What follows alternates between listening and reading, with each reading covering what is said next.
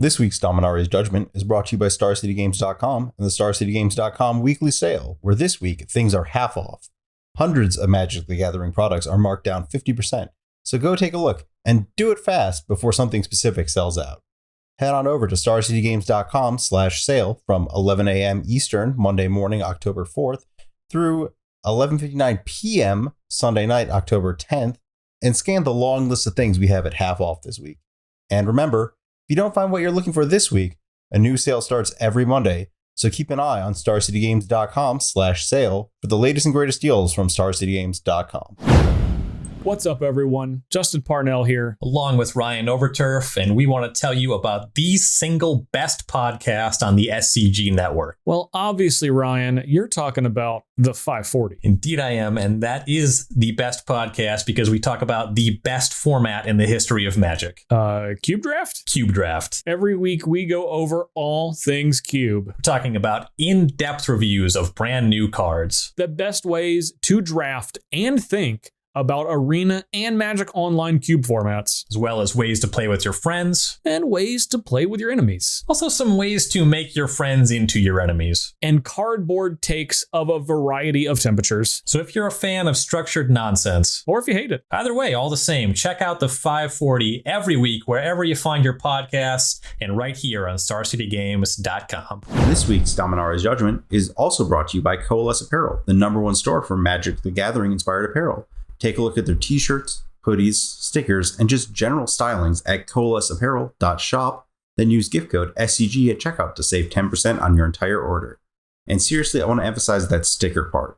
Shirts are cool, but you can send a targeted message with the sticker. Slap it on your deck box if it matches your commander, or if you really want to get inventive, find a way to slap the 3x4 sticker on your 2.5x3.5 Magic card, maybe with a sleeve, maybe with a hard case. You're inventive people. You'll find a way to make it work. So take a look at coalesceapparel.shop, check out their product lines like Wooburg Forever and Ravnica University, and see what catches your eye. Remember, use gift code SCG at checkout to save 10%. Coalesce Apparel and Design. No one made what they wanted, so they made it themselves.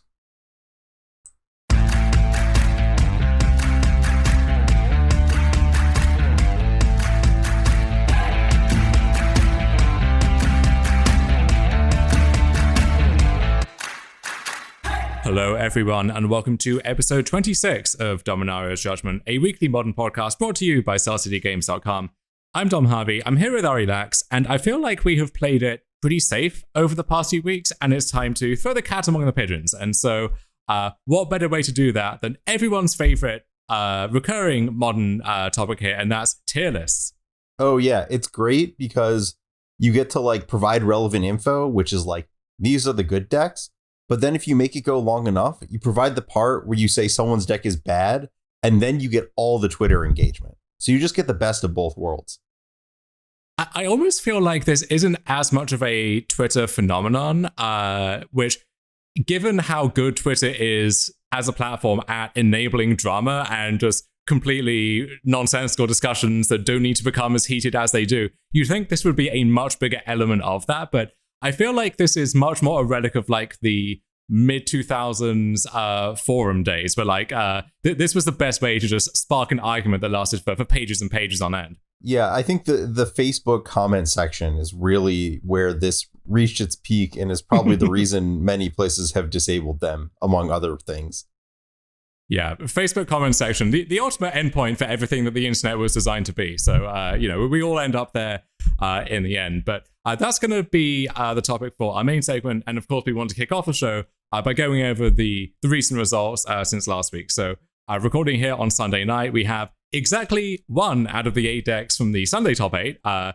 Team of Crashgate winning that tournament. Don't know how we're filling the rest of that top 8 out. But we do have the Saturday results, and these paint a really interesting picture, I think, because we have 8 different decks by my count, unless I'm messing that up right off the bat. And it's a mix here of decks which you don't normally see creeping into the top 8, and then a widespread of things that we've seen before, but each of those familiar decks has a kind of interesting twist to it as well. Yeah, it felt like a lot of almost throwback things, but in a way that made sense. I kind of just want to start at the top on Saturday because this was I mean, this has been a deck that we've mentioned, and this is the alternate living end list that is not the like blue cycling creatures, but more like Titanoth Rex and like a weird split of stuff and Furies. Yeah, we've got 4 Endurance in the main deck here, some Foundation Breakers in the main deck, a bunch of assorted red cards. We've got Bone Crusher Giant, and we have Deadshot Minotaur, kind of subbing in for Architects of Will as the card that cycles, but also bridges you between all of your different pitch spells here. So a color-shifted take on Living End, and then within that, some quite quirky card choices here. So you could imagine taking this heavy green focus with Titanoth Rex and main deck Endurance and even the Foundation Breakers, and having that aspect in a more conventional Living End shell without all of the Bone Crusher Giant stuff and the kind of minor red splash going on at the same time here. Yeah, and I think this is just a case where I need to do my homework, because there are some things that make sense here, like this deck gets to play a lot more of the Crashgate B game when your opponent is going down the road of just like, I'm going to play a Chalice and a Teferi, and you're just like, I'm going to cast an Endurance and a Bone Crusher Giant and attack. That's just like totally fine. Your deck doesn't have like 4 Striped Riverwinder in it. I guess you do have that, but like it's not to the extent that the other deck does, it feels like. Like so many of the creatures in the blue Living End deck are just like not creatures. You just like, yeah, it's can't. How do you cast a Street Wraith? You just don't. You have a Sunken Roots. Yeah, and I guess technically your deck has enough mana sources for Waker of Wraiths, but come on now, you know. So that one costing 7 versus Titanoth Rex costing 9. I think in practice that's basically a wash almost all of the time. And then this list going lower down the curve, as you say, you can play a little bit more of that fairer game with main deck Endurance, which we mentioned as not just a great card in the format at large at a time where graveyard interactions are at an all-time high. It's also weirdly good against a bunch of the control decks and the tempo decks that are floating around. And then, crucially, it also breaks the symmetry on Living End, which is one of the ways that some decks, which you wouldn't expect, almost accidentally have a good Living End matchup or can find ways to make your own Living Ends really awkward, is when they just have a way to deposit stuff in their own graveyard, and then all of that is coming back, and Living End is not the sweeper, which, so much of that card's effectiveness, it isn't just, I'm going to make 16 power or whatever, it's Plague Wind, Wrath of God at the same time, and being able to disable the symmetry there is really crucial. So to me, that's the main draw of the green focus more than anything else, and then maybe the other choices kind of flow from that, where okay, we need to have enough green cards, and technically, yes, Violent Outburst, Shardless Agent are green, but often that's going to be your one cascade spell to find Living End, and you can't afford to pitch that. So we need to pad the number somewhere else, and, at that point, subbing out Waker of Wraiths for Titanoth Rex, even if you think one of those two is better in the abstract, and I could see that going both ways, actually, one of those being green maybe is enough to move the needle there. Yeah. I think that they're probably about the same. The things that interest me a lot are in the sideboard here. Like Damping Matrix feels like you talked about Endurance being the kind of thing that breaks open like the weird scenarios where Living End gets kind of messed up by the game mechanics. Damping Matrix feels like another way to do that, because one of the most common ways to break Living End is to use something like Arcbound Ravager or Yawgmoth that lets you sacrifice your own creatures. And Damping Matrix feels like a very targeted solution to... It feels like exactly that, because I don't think Damping Matrix is going to beat Hammer. So I don't really know what else you'd be using it against. Yeah, so Damping Matrix is a 3-mana artifact, and it kind of has to be 3 or more mana, or you need to cheat the sticker price there somehow to be able to have this one in your Cascade deck. And the text is... artifacts and creatures' abilities that aren't mana abilities can't be activated. And so you look at that and you think, all right, this is going to be the Stony Silence equivalent that you get to play, right? This is going to shut down all of these artifact synergies. But the most prestigious artifact-heavy deck, as you say, is Hammer, which this card really is not all that good against. I guess if their enabler is exactly Pure Steel Paladin, then we're shutting that one off, but it doesn't interact with Sigada's Aid, and it's not randomly shutting off Springleaf Drums or whatever, because those are mana abilities. So it's hard to see how this card would actually line up well against that deck. I'm not sure if you even want to bring it in that matchup, but it's really more for some of these assorted creature decks. So Yawgmoth is the perfect example there. Something like Heliod, if that manages to creep its way back in, which historically is just a dismal matchup, that is, I think, the perfect hate piece for that deck. So it's kind of a good catch-all against decks which are mostly on the fringes of the format and potentially on the fringes of our tier list at the moment. Yeah, I'd like to bring one up that might be easily forgotten, and that is the fact that people are playing Carrion Feeder a little bit these days, because an Innistrad set has sparked another interest in playing zombies.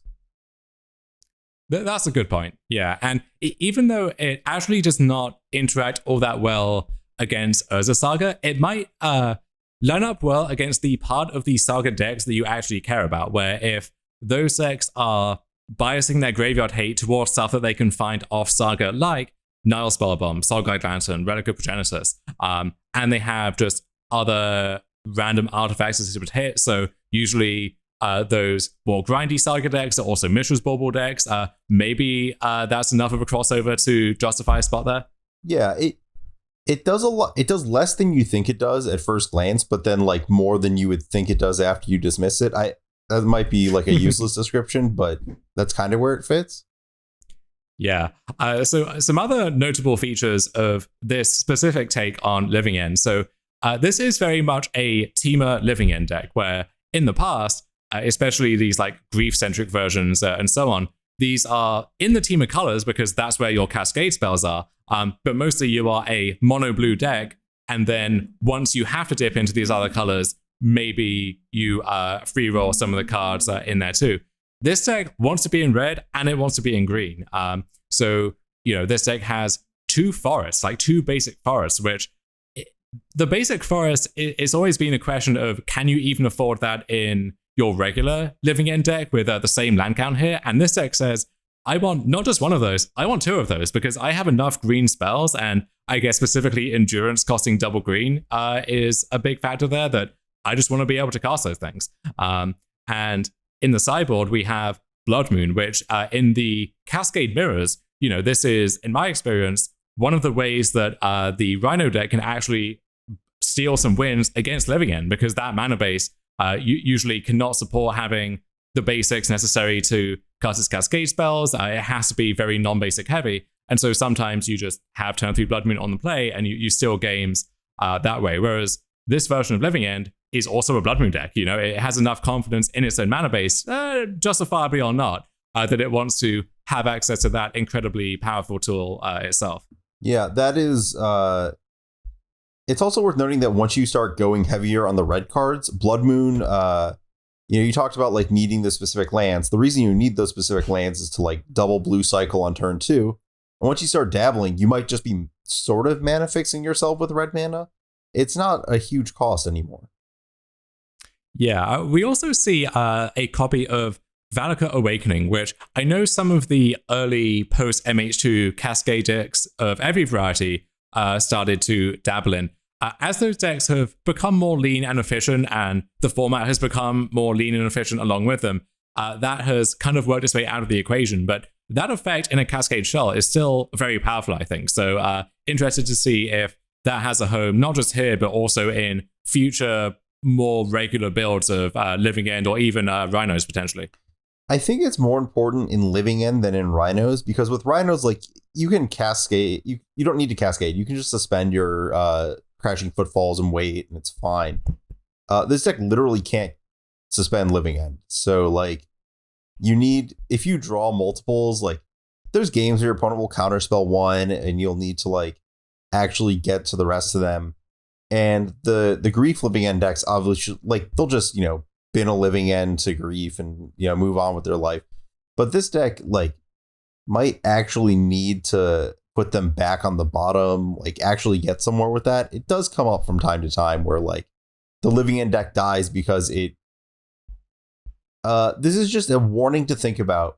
When you are cycling your last card before cascading into Living End, what happens if you draw a living end off of that cycle?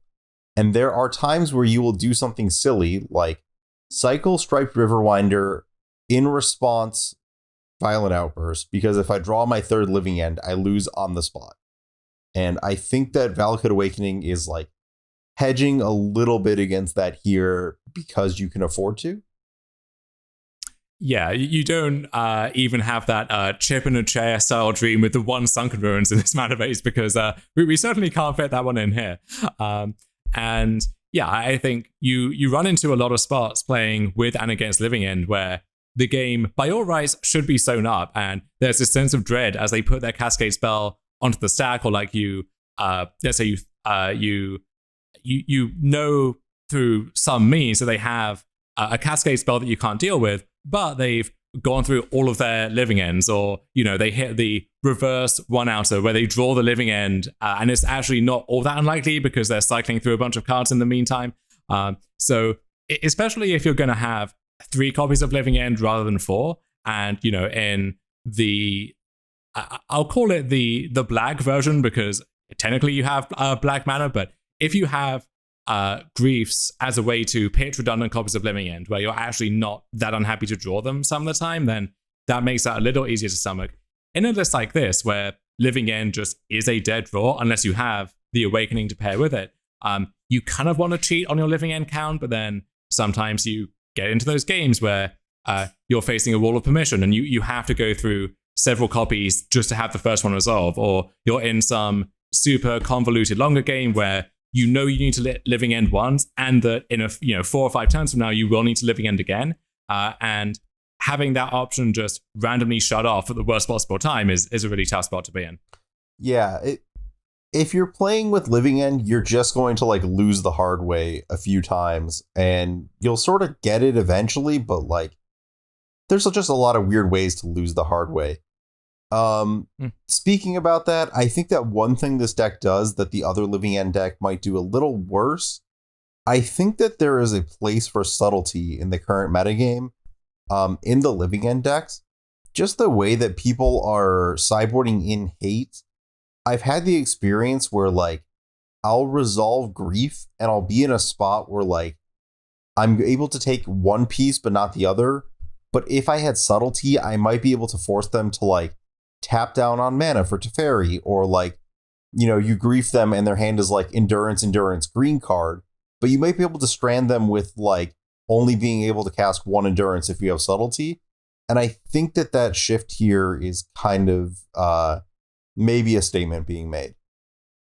Yeah, and that's something which, as you mentioned, the regular Living End deck is even better at incorporating because you just have more blue cards, right? Like whether it's Force of Negation or the redundant blue cyclers like Waker of Waves and so on, Architects of Will as well. If you want to play Subtlety, the normal Living End deck is an even better way of doing that. So something to consider wherever you fall on that spectrum there.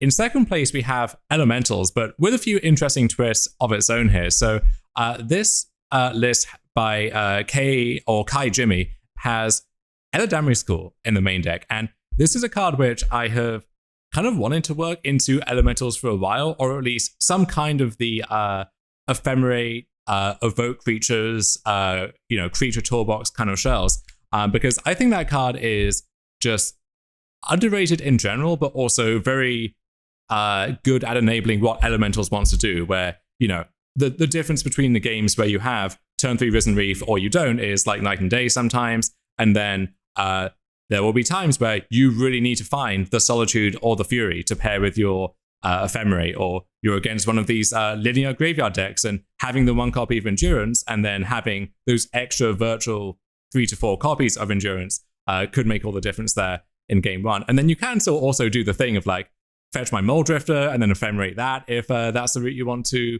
go down here. And so I think Eladamri's Call, it lets you surgically find the tools that you need, but then also in a longer game where card advantage does matter, then this is going to be more reliable and something you're more happy to draw than like a Flamekin Harbinger, for example, where that puts you down a card, and then also the card is telegraphed at sorcery speed, and so it's hard to set up any kind of real ambush with that.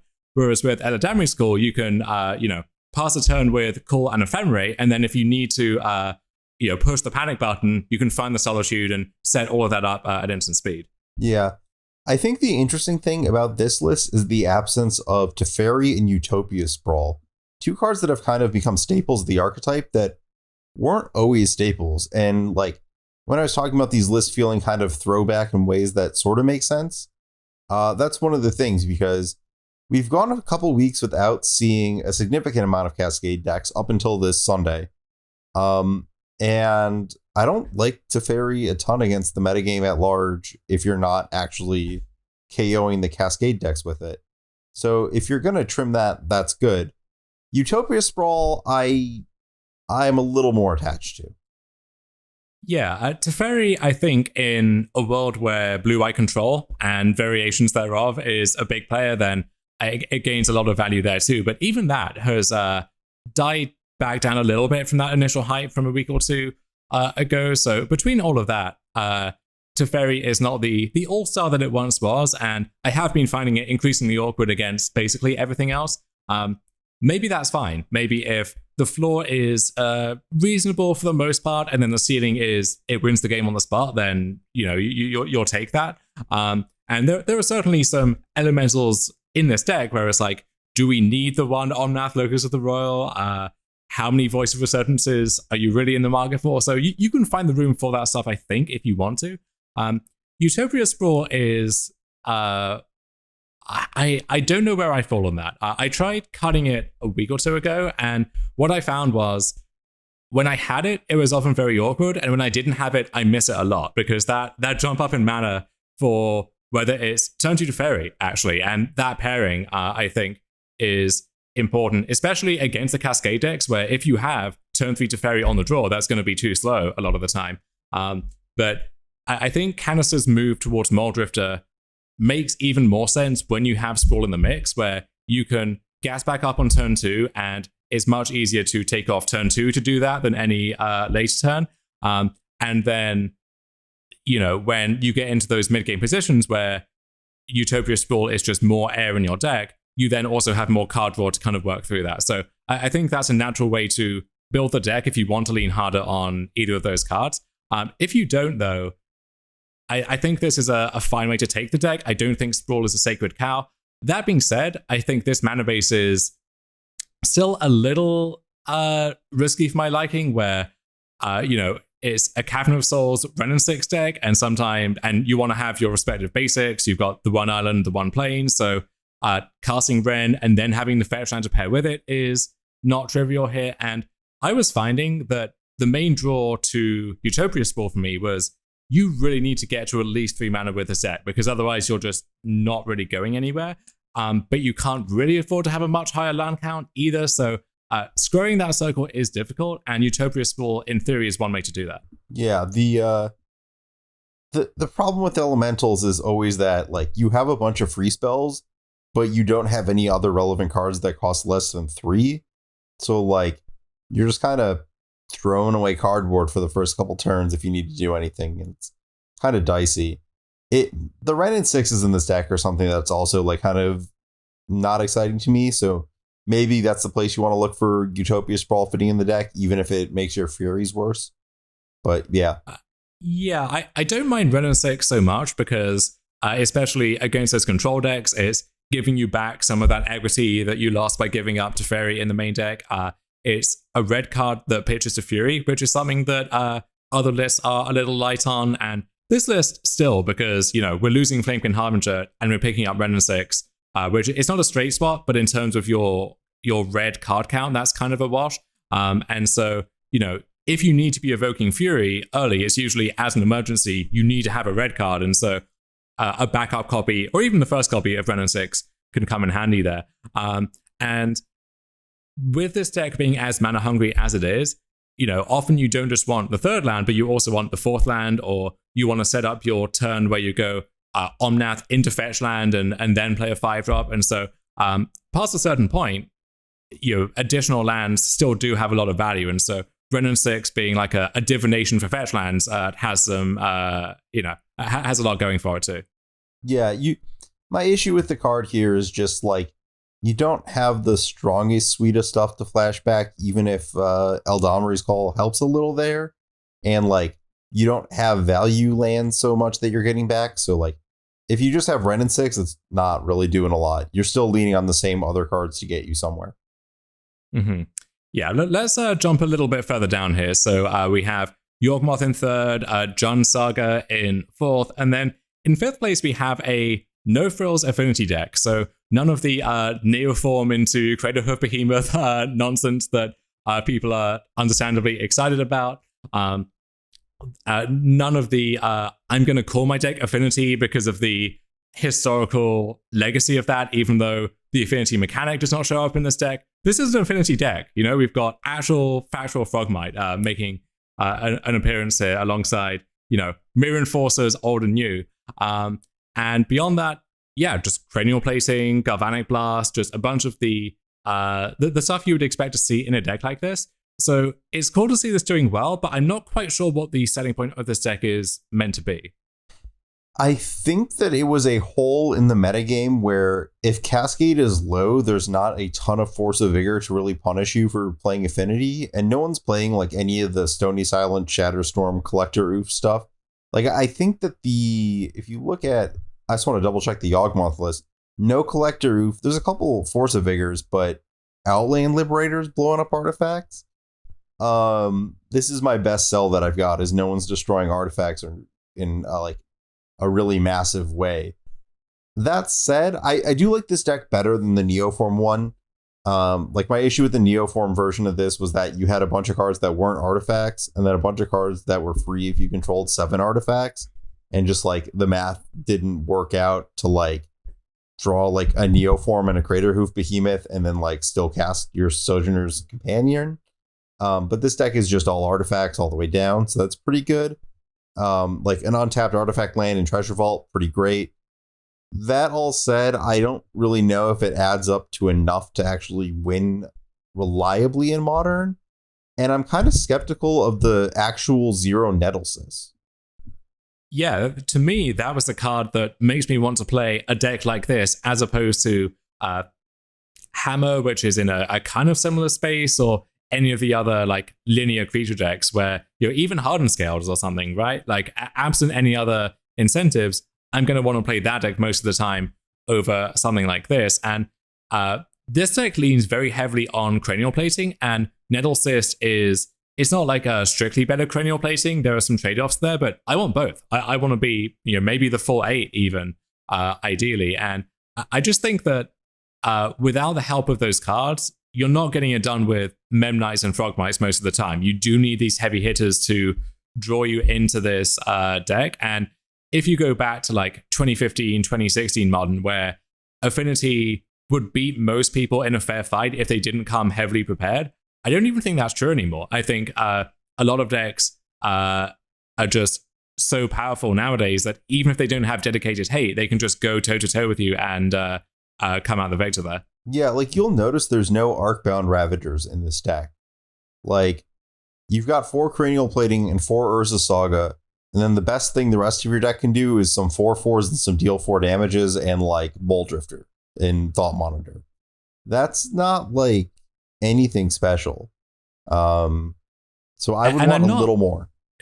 I'm not even scared of Thought Monitor in this deck because, you know, the average expected return on that card is like 1.5 Ornithopters and Frogmites or whatever. So, you know, unless you're drawing the actual relevant cards, like placing like Saga, then effects like that aren't really doing much for you. And at that point, why can't we just play more of those cards and just have those?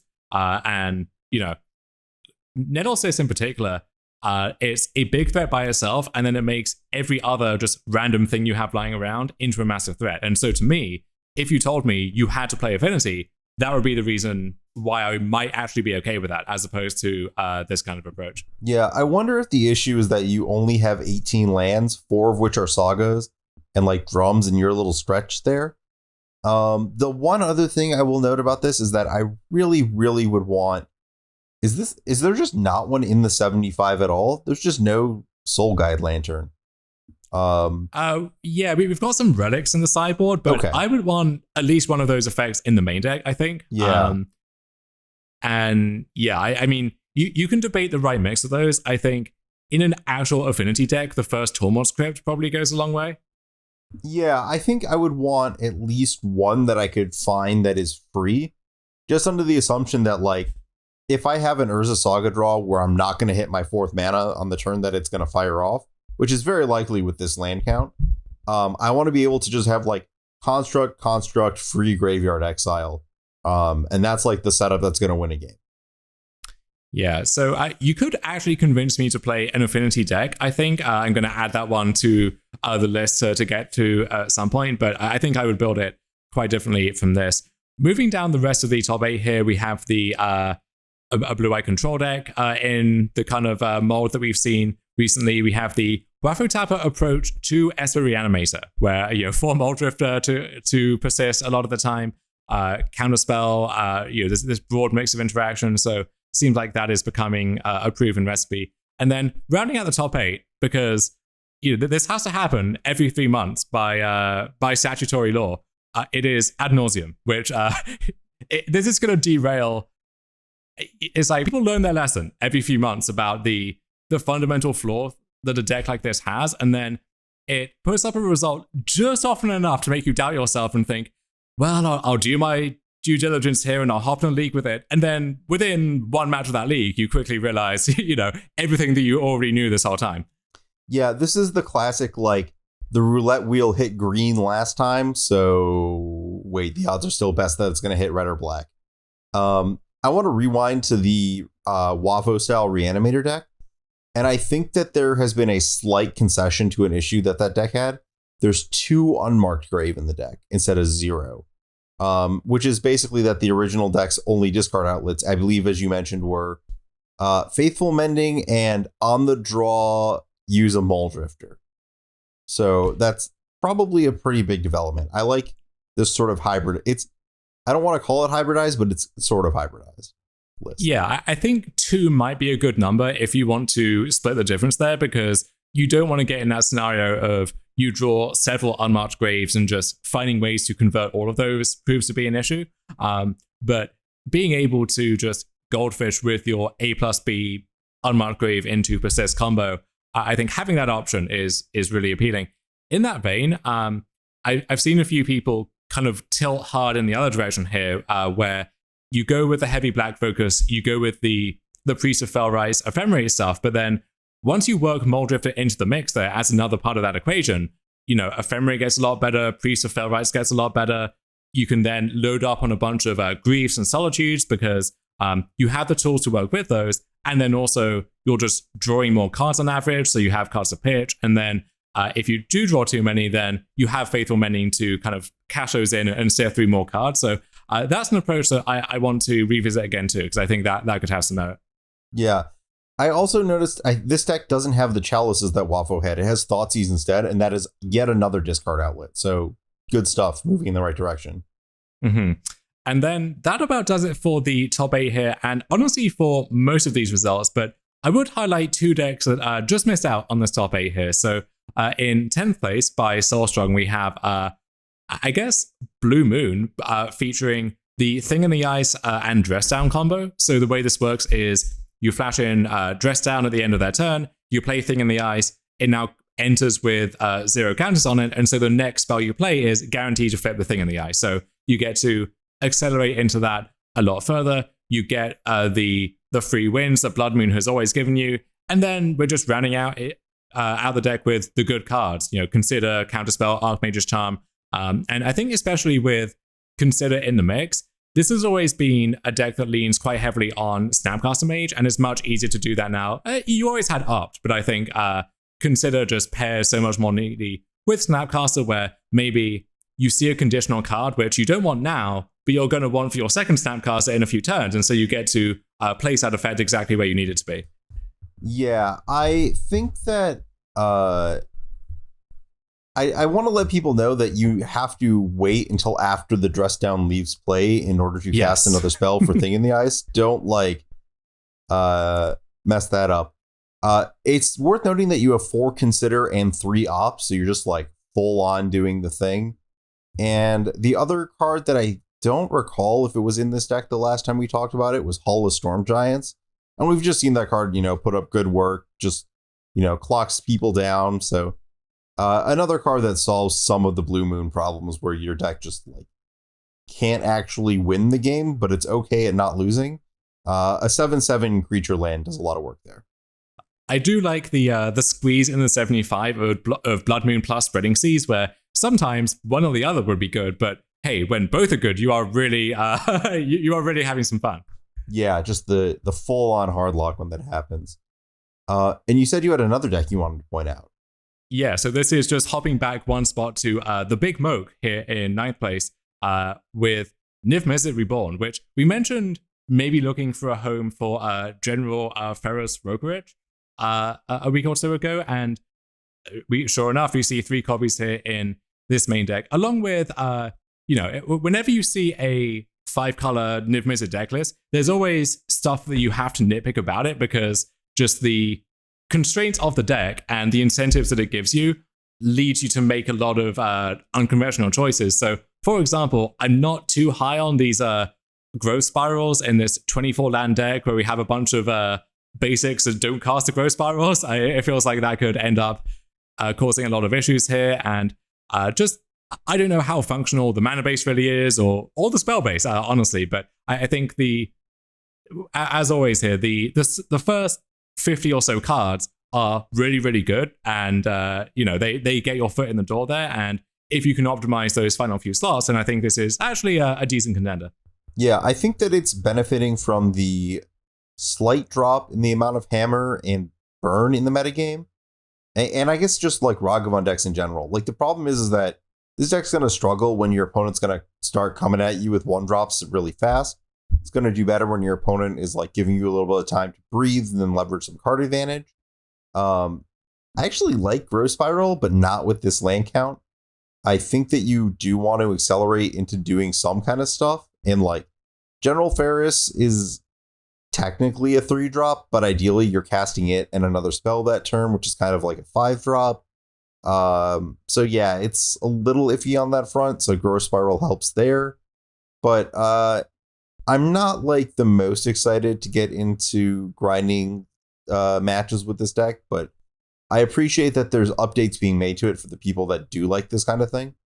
Yeah, and maybe my hang up with the spirals as well is that I've mentally locked that in as a card which lets you jump from 2 mana to 4 mana, and you basically have no 4-drops in this deck other than the 2 copies of Omnath. And so I guess looking a turn after that, this gets you to 5 mana a turn sooner, which is a big deal. But it feels like unless you are getting some more immediate repayment on taking a turn off for Growth Spiral, then I don't think that card is really worth your time. And in particular, the way that Niv Mizzet is built, you can't have those sequence that the Reclamation decks or the Sultai decks used to have of Spiral into a 1-drop because you're a 5-color gold-themed mid-range deck. You just don't have 1-drops to play for the most part. Yeah, I mean, you have the endings, but maybe you're more into like 2+2 on turn 4 or turn 3. I'm not. Yeah, I guess the sequencing isn't the best, but Growth Spiral is a good card. That's all I got. Mm-hmm. Yeah, so again, another deck which I'll say I'm going to put in some time with, but we'll see if I actually get around. I think that's going to round it out for these Saturday results. So we'll take a short break and we'll come back here with our main topic of the week. Don't go anywhere. If you are looking to sell your Magic the Gathering cards, it's never been easier than with StarCityGames.com. Make the best of our 30% store credit bonus and the fastest turnaround time in the industry when you use any of our 4 simple ways to sell located at StarCityGames.com/sell. You can check out our buy list, box up your cards and send them our way with the ship and sell program. Come on in to the Star City Game Center in Roanoke, Virginia for that personal touch. Or if you have everything, 500,000 cards, you want to store and you want to do some bulk, we'll come to you. And seriously, when we're talking about these large collections, Star City does mean they will come to you. The list of places goes from Ohio to New Jersey and elsewhere. Like, seriously, I've driven from Ohio to New Jersey. That is not a short drive. So head on over to StarCityGames.com/sell, that's SELL, for more details on all these great options, and maybe clear up a little space in your life for your next project, even if that happens to just be even more Magic cards or another Commander deck. All right, so it is time for a topic which always gets people chattering. People love to join the conversation, I believe, as the official catchphrase of the SCG Tour used to be. So where do we want to get started with this? Okay, so we're going to do a tier list of the, top decks of Modern.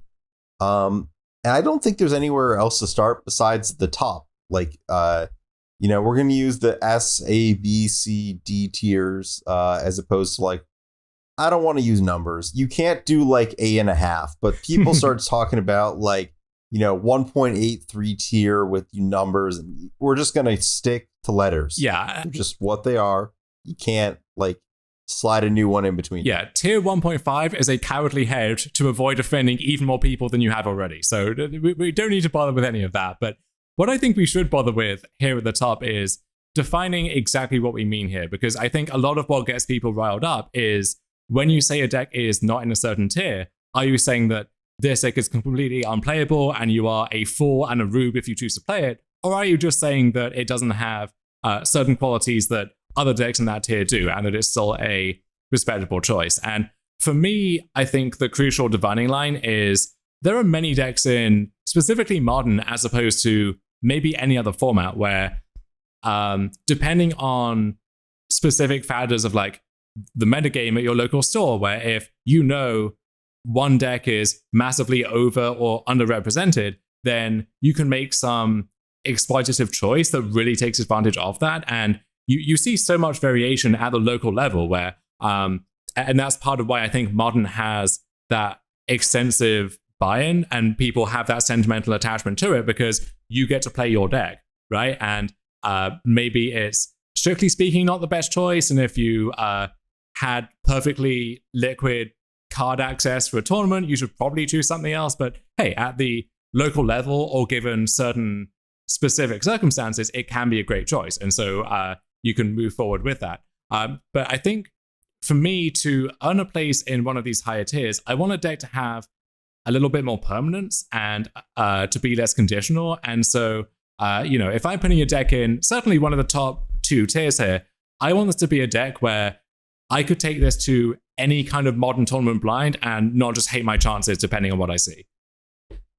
Yeah, and I will say that I don't think there is a single deck in Modern where I can say 100% of the weeks, if you play this deck, you're not like, it's not even like, there's decks, there's sometimes a format where like you could look for the deck that is the best choice for the weekend or a great choice for the weekend, but like there's a number of decks that are good choices for the weekend and like maybe a deck just hangs around there. I don't think that's the case with Modern. I think that there literally is not a single deck in the format that will always 100% be a good choice for a weekend. Like, it's very possible to attack every single deck, and we've seen it happen over the last 4 months repeatedly. But there are decks that, like, the majority of weekends will be a good choice. And I think that is where I started with the S tier stuff. A tier is where I was like, yeah, it's going to, like, recursively be a good choice in the format. B is the kind of thing where, like, it'll be a good or great choice some amount of the time, but it's got like some significant fault. C is about where I was like, I don't really see like why I'm playing this on a given week, but maybe it's acceptable. And then D, it's going to take a lot. Yeah, and maybe some of this ties back into our topic from a few weeks ago of if you're looking to buy into Modern and assuming you have the resources to do that, let's say you want to pick a deck and really learn the ins and outs of the deck, and that's going to be your long-term investment. For some of the decks which fluctuate more week by week, you can end up in this kind of demoralizing trap where if every single week you're going to F&M with your Dredge deck, and everyone there knows that every week you will be there with your Dredge deck, they have a strong incentive to load up on extra graveyard hate, more ley lines, more endurances, more relics, and so on. And so you almost end up locking yourself into a metagame that's more hostile to you than any open field Modern tournament has any right to be for the most part.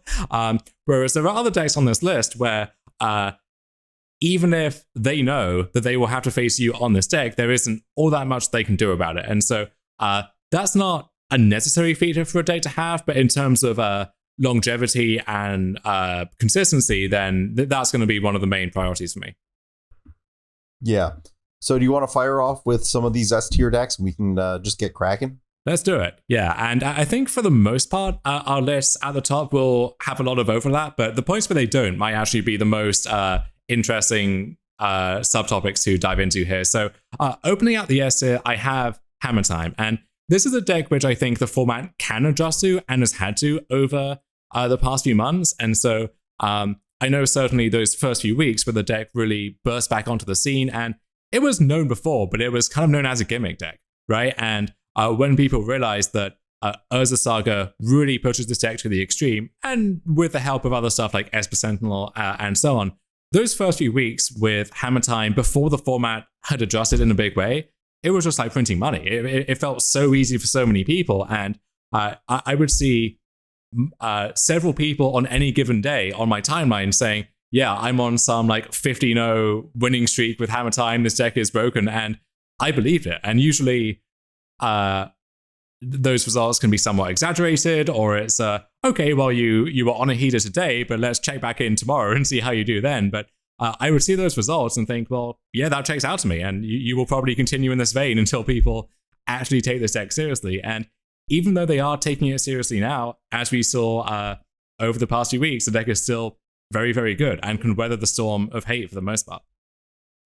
Yeah, deck's great. It has the fastest kill in Modern, the fastest reliable kill in Modern too. It's not just like some gimmick. It's like, yeah, no, this just, you're going to goldfish your opponent turn 3 a significant percentage of the time.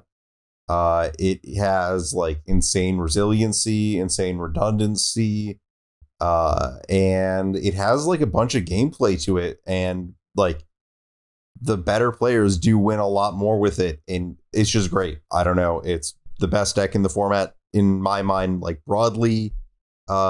Even if it doesn't win everything every week, it is just really good.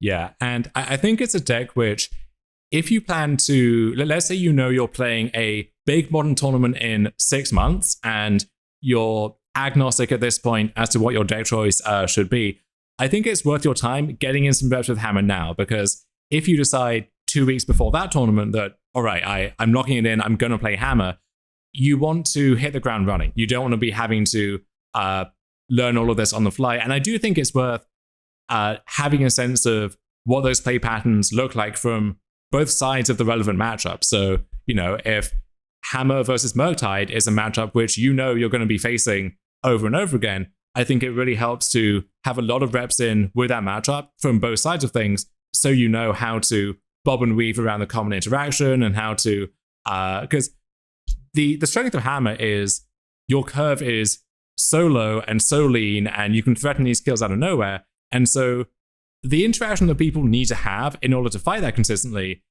also has to be incredibly free or incredibly cheap or even free and efficient. And so you end up in these games where it's like, okay, I could take this line which beats either one piece of interaction or these 2 specific pieces of interaction, but if they have A plus a different B that I wasn't expecting, then I kind of get blown out. And you don't want to be figuring all of this out from first principles. You need to have like these good mental shortcuts in place for how to handle that. And honestly, the only way to do that is practice. And there are other ways to help that along. You can watch content from people who know a lot about the deck or streaming it and so on. But there's really no substitute, I think, for just knowing when to pull the trigger and go for it. And I think getting those reps now will help you a lot down the line, as opposed to having to do this last minute cram session there.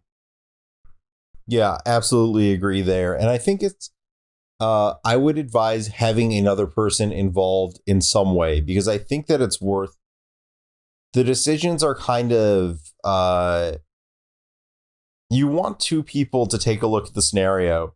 And if they come up with different answers, you want to be able to bounce back and forth on it, just because it's like a really modular deck. And there's a lot of like setting up artifact counts for future turns and things like that, that you, it's easy to miss thinking about one thing. So if you have multiple people looking at it, it's more likely that someone is thinking about the right thing in some specific portion of it. And you can kind of, stack your heads together and come up with at least a better understanding of what you should be doing in those scenarios, even if it's not the right play right then. Mm-hmm. Yeah, so one specific example of that is I was helping some friends test the Hammer against Elementals matchup this week, because that's a matchup which, from the Elemental side, I've always felt very comfortable in, but I would end up in a lot of these games where I would deal with the first wave, and then my opponents just weren't really doing anything, and I would have time to close out the game from that point. And I always had this doubt at the back of my mind of, well, is this how the games are meant to go, or are they leaving something on the table here? And so testing against experienced Hammer pilots made me realize that the matchup is actually a fair bit closer than I was giving it credit for. And that made me reevaluate my views about both decks in a fairly fundamental way. So, and that's going to apply across the board. So whether it's Hammer against, Motide, control decks, whatever it is, all of those matchups are fairly intricate, and you play the deck because even if you are making mistakes, the deck is so powerful, it gets so many free wins that even playing at diminished capacity, you're still going to do pretty well with it. But learning how to unlock those final percentage points is really an important step.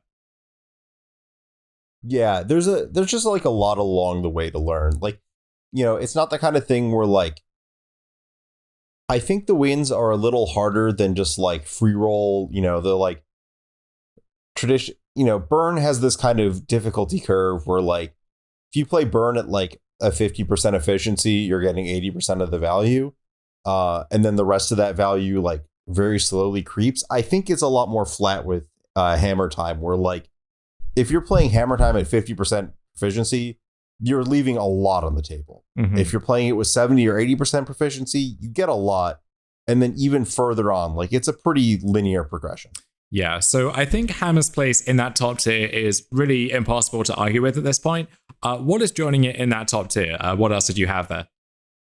I only had two other decks. They were Temur Crashgate and Living End. There's a reason that, like, these are the three main decks I play. They're really good. I am, still in the boomer class who maintains their own Magic Online account. I went through a period of like buying and selling a bunch of decks and just trying a bunch of things, content purposes. And then I just stopped when I owned these three decks because they're just like, yes, I just keep winning with these three decks because they're very good. And like, I would not want to be unable to play one of them at any given point. Living End and Temur Crashgate are pretty fundamentally different in when you should play them and how they even play out, even if they're both Cascade decks. They just happen to really pressure the format along the same axis of Shardless Agent being a broken card.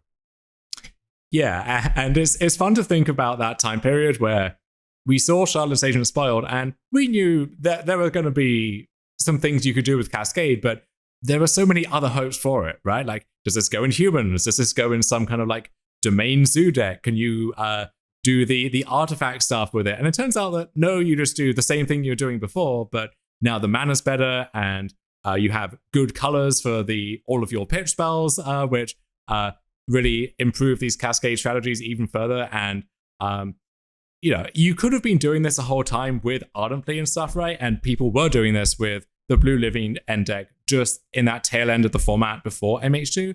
But Shardless Agent really has pushed these decks to another level. And I think that for decks which are explicitly geared towards doing the same thing every time and are heavily constrained in what cards they can even play in their decks in the first place, there is a surprising amount of, I would say, replay value, but also intricacy to learning how to play with and against these as well.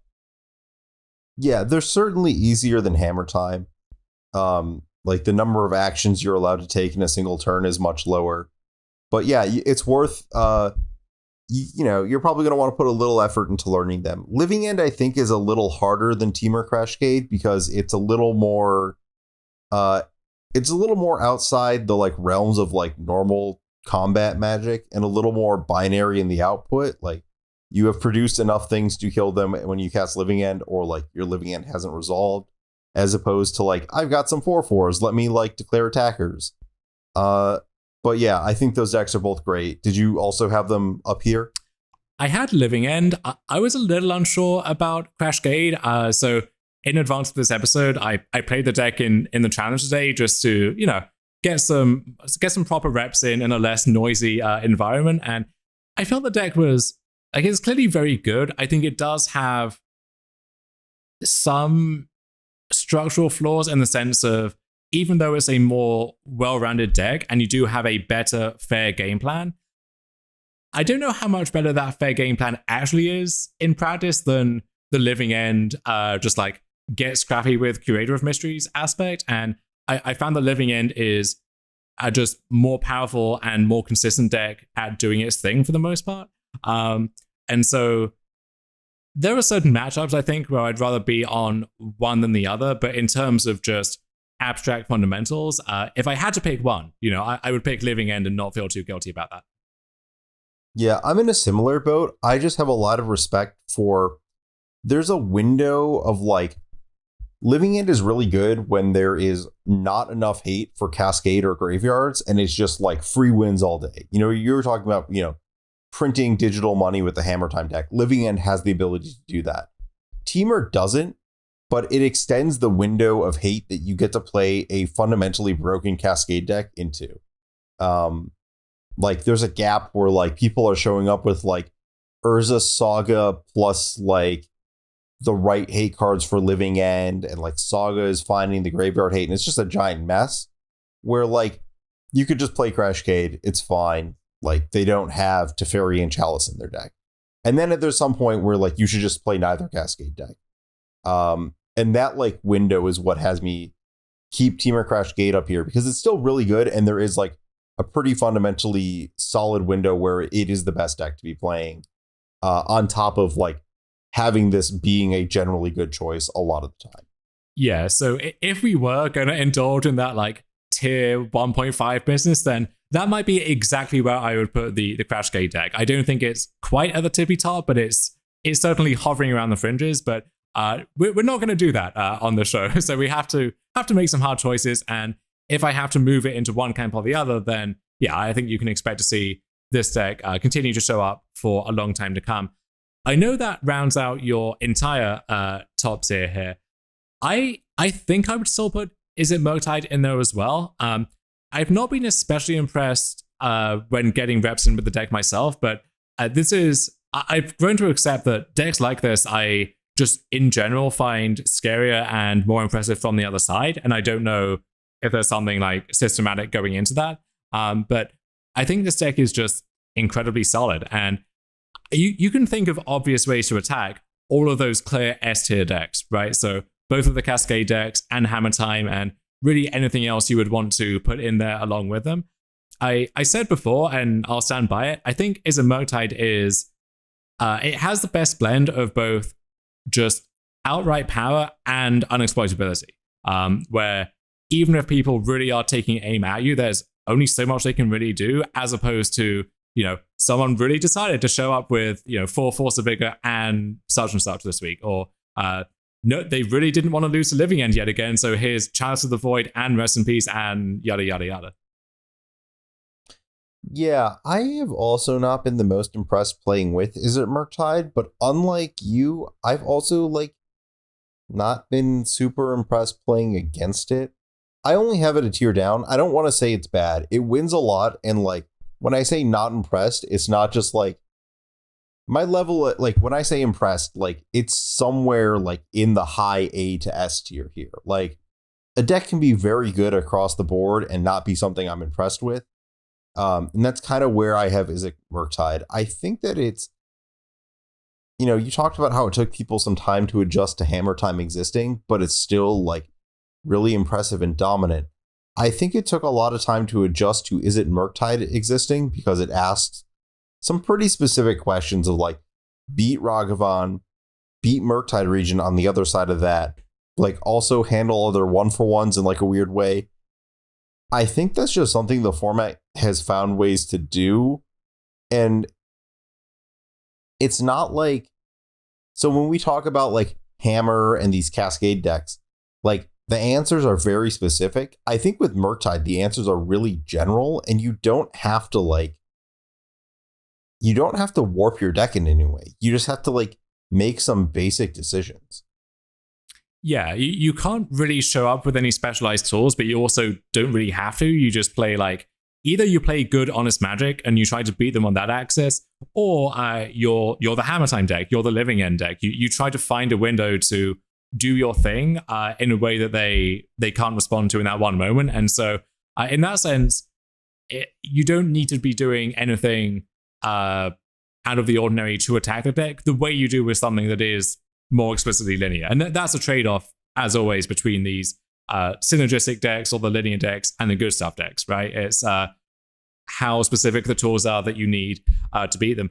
The other weird thing that stands out to me about Is It Murktide is, compared to even the most specialized and linear decks on this list, there seems to be less room for actual customization with this deck. So you look at Crash Gate, for example, or Living End, where we just saw this challenge being won by a very quixotic build of that deck.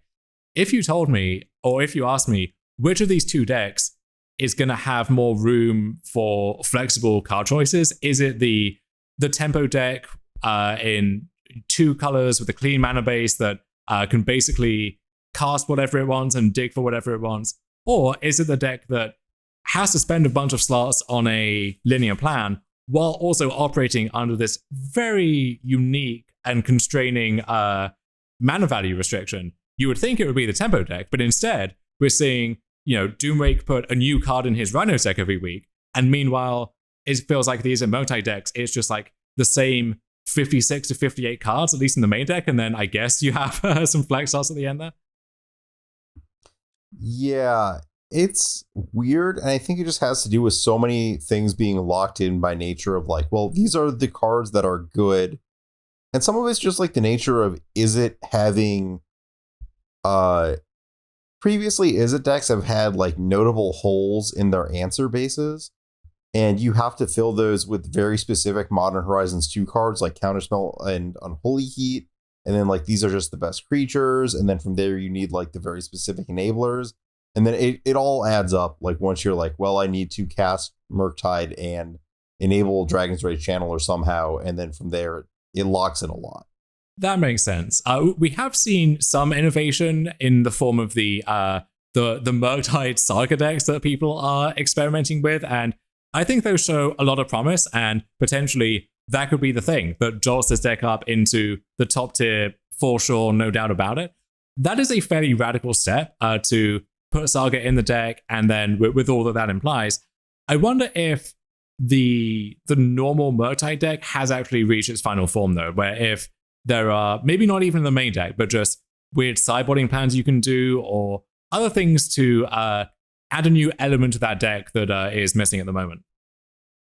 Yeah, I'm not a Murktide expert, so I don't know, but I'm willing to believe it. So I guess to round out that top tier discussion, we both had Hammer Time and Living End at the very top, and then like somewhere close to them, Temur Crashgate and Is It Murktide. What did we have in our like A tier, the second tier down, the stuff that we're pretty sure is pretty good, but like isn't just like the generic, if you have a tournament in 6 months, get your reps in now kind of stuff? So I would say the deck here, which maybe is aiming higher, has aspirations for the big leagues, is Zuma Jund, where the Jund core had become like a running joke in Modern over the past few years, where it felt like, and maybe this was a function more of just the type of player who just likes to play the same Jund deck for years on end, and less a function of the cards themselves, but that core had not really evolved with the times, and now that deck has received this comprehensive overhaul, where it is as sleek, as efficient as it can be. Every single card is the best thing in the format at what it does, and it's also just playing so many good cards in the same deck. We have Chandler, Ragavan, Tarmogoyf, we have Ren 6, we have Urza Saga. We just have the total package there, and so it seems like maybe this is a ceiling for that deck.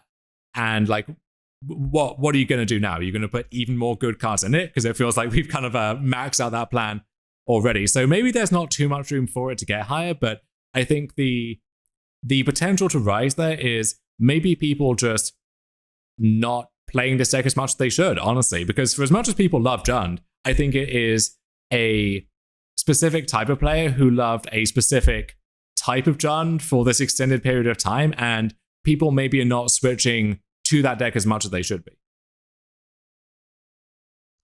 Well, it's also not the most accessible deck. That too. Like, that's the joke. So when we try to tie this into the deck choice discussion, this is in a hypothetical universe where card prices don't exist and you can just click and play, basically, whatever you choose. In reality, that's not how most people can engage with the game or want to engage with the game. But this is taking the discussion to that most objective, detached level there.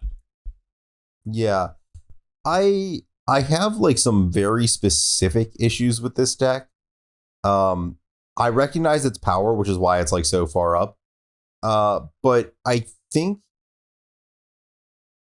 well, I'll talk about one of them later. But my big issue with it is that some of the threats feel like they should tie together, but just don't. Like, there's just some weird anti-synergies between Ren and 6 and Urza Saga and like your land count and Dragon's Rage Channeler that like you're trying to take game actions in some weird ways, some games that just don't pan out. And I don't know if there's a way to like make it a little more cohesive. That's kind of my big issue with it. It feels weird to say, but it is a deck that loses to its fail rate some amount of the time, and that should be less likely than it ever has been in the past because your cards are all both cheaper and better now, and so many of them just run away with games by themselves, so you can handle those inconsistencies sometimes. But the rest of the format is also operating at this much higher octane level, and so they are better placed to exploit those inconsistencies as and when they come up. So in terms of attacking the deck explicitly, I think it has some of that is it Murktide property of there aren't really like specific cards you can turn to in order to do that. I think more so with Jund actually than with is it Murktide.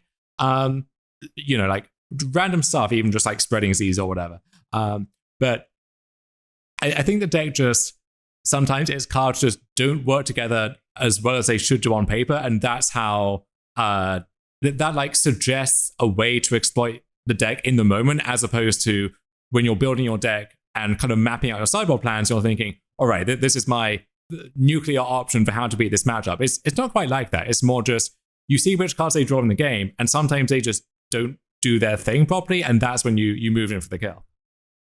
Yeah, that's not to say that like Living End or Hammer Time don't have that same issue sometimes. I just think that Zoomer Jund has more issues and not quite the same power ceiling, so it's slightly below those. Oh, for sure. Yeah, I think any of those, and maybe it's a reflection of the format that you have three somewhat linear decks occupying that S tier for both of us. But yeah, those decks definitely will have some very comical fail states, right? You know, you have to somehow win a game with a bunch of Mem Knights and Esper Sentinels against an all-creature deck when your one hammer gets killed or something. Like, but you accept that's part of what you're signing up for when you play these decks. Whereas the main appeal to the Murktide, Zoomer Jund side of the format is all your cards are good.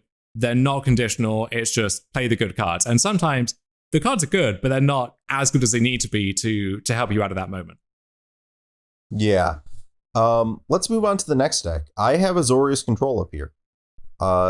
We've seen a lot of ways of this deck doing well in the format. I think that the evolution of it to be more of a stacks deck has been really good for it. And I mean, there's going to be some weeks where like you can't quite predict the suite of answers you need to show up with, but I think that there's like very clear waves of where it's going to be a very good part of the format.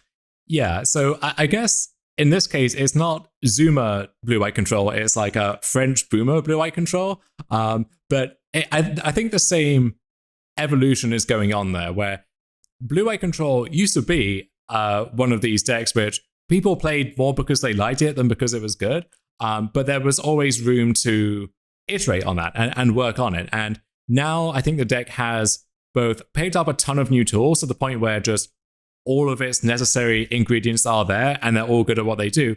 And also people are putting the work in to drag the archetype kicking and screaming into the 21st century. And so those two things combined, like the deck just has a ton of stuff going for it now. And it's much easier to just pick up free wins against a control deck than it used to be.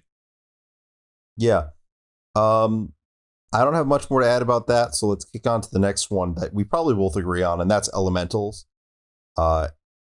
Just very powerful card engine, a lot of very specific exploits in the form of like Cavern of Souls, and then on top of that is just like a bunch of free cards that you're building an engine to make your free cards draw you more cards. It's just really powerful.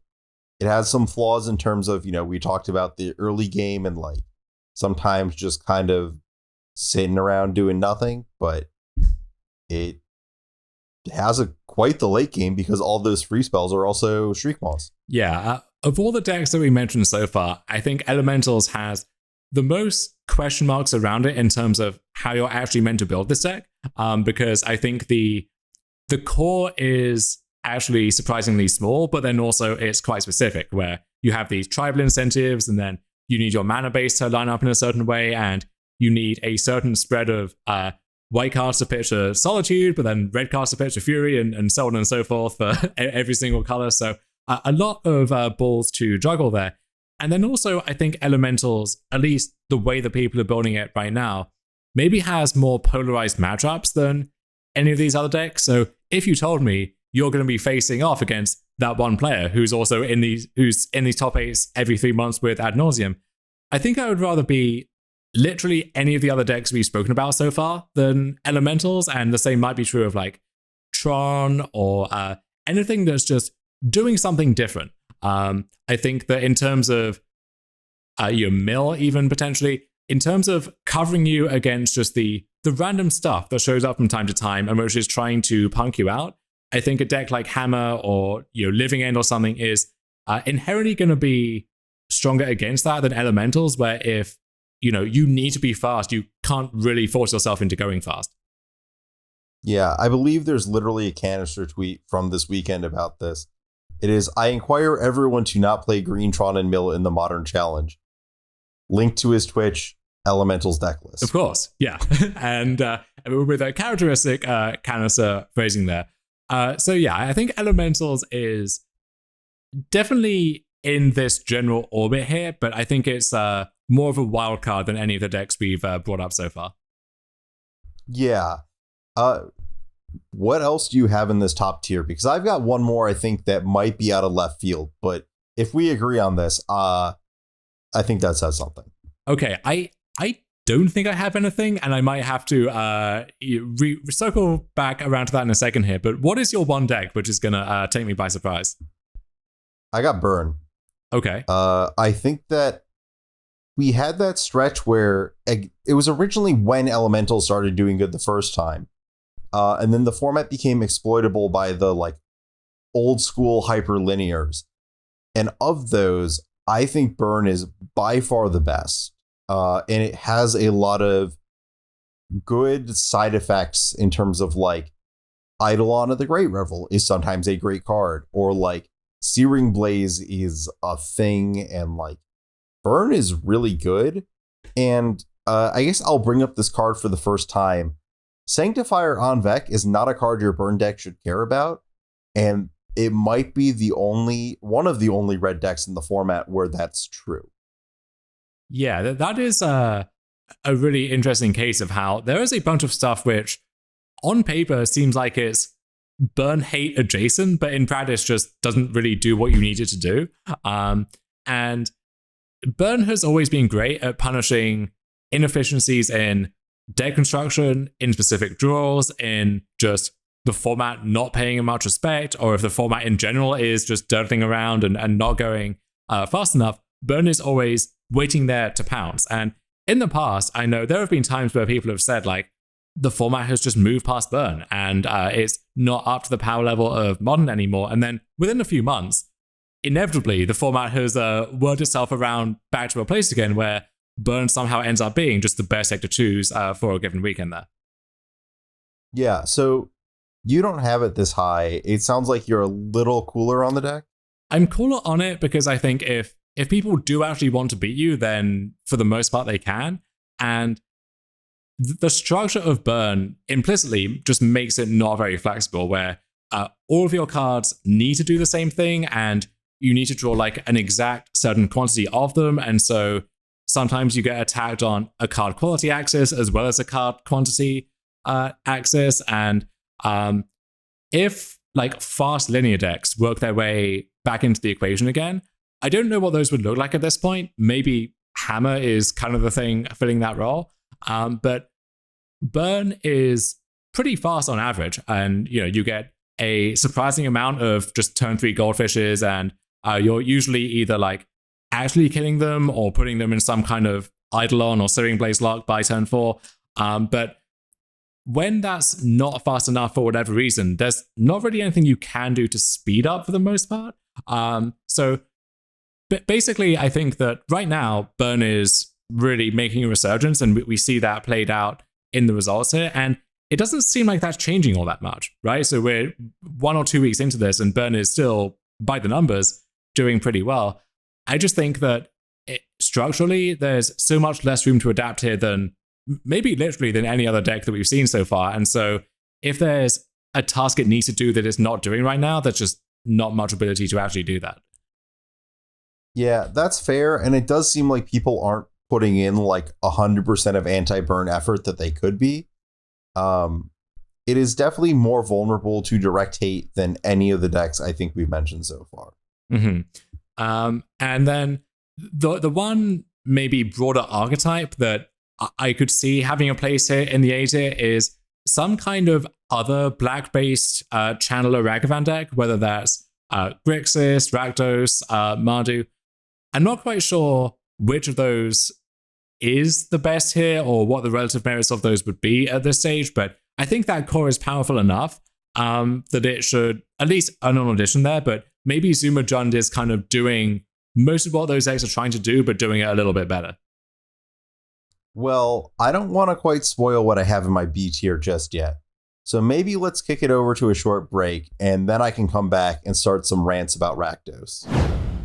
The SCG Tour Online is back. Starting Friday, July 23rd, you can play the best events in competitive Magic for thousands of dollars in cash prizes, piles of MTG Arena gems, MTG Arena qualifier invitations to skip that mythic grind, and at the very top, invitations to the MTG Arena Championships and the StarCityGames.com Invitational returning to Roanoke, Virginia from October 29th to October 31st.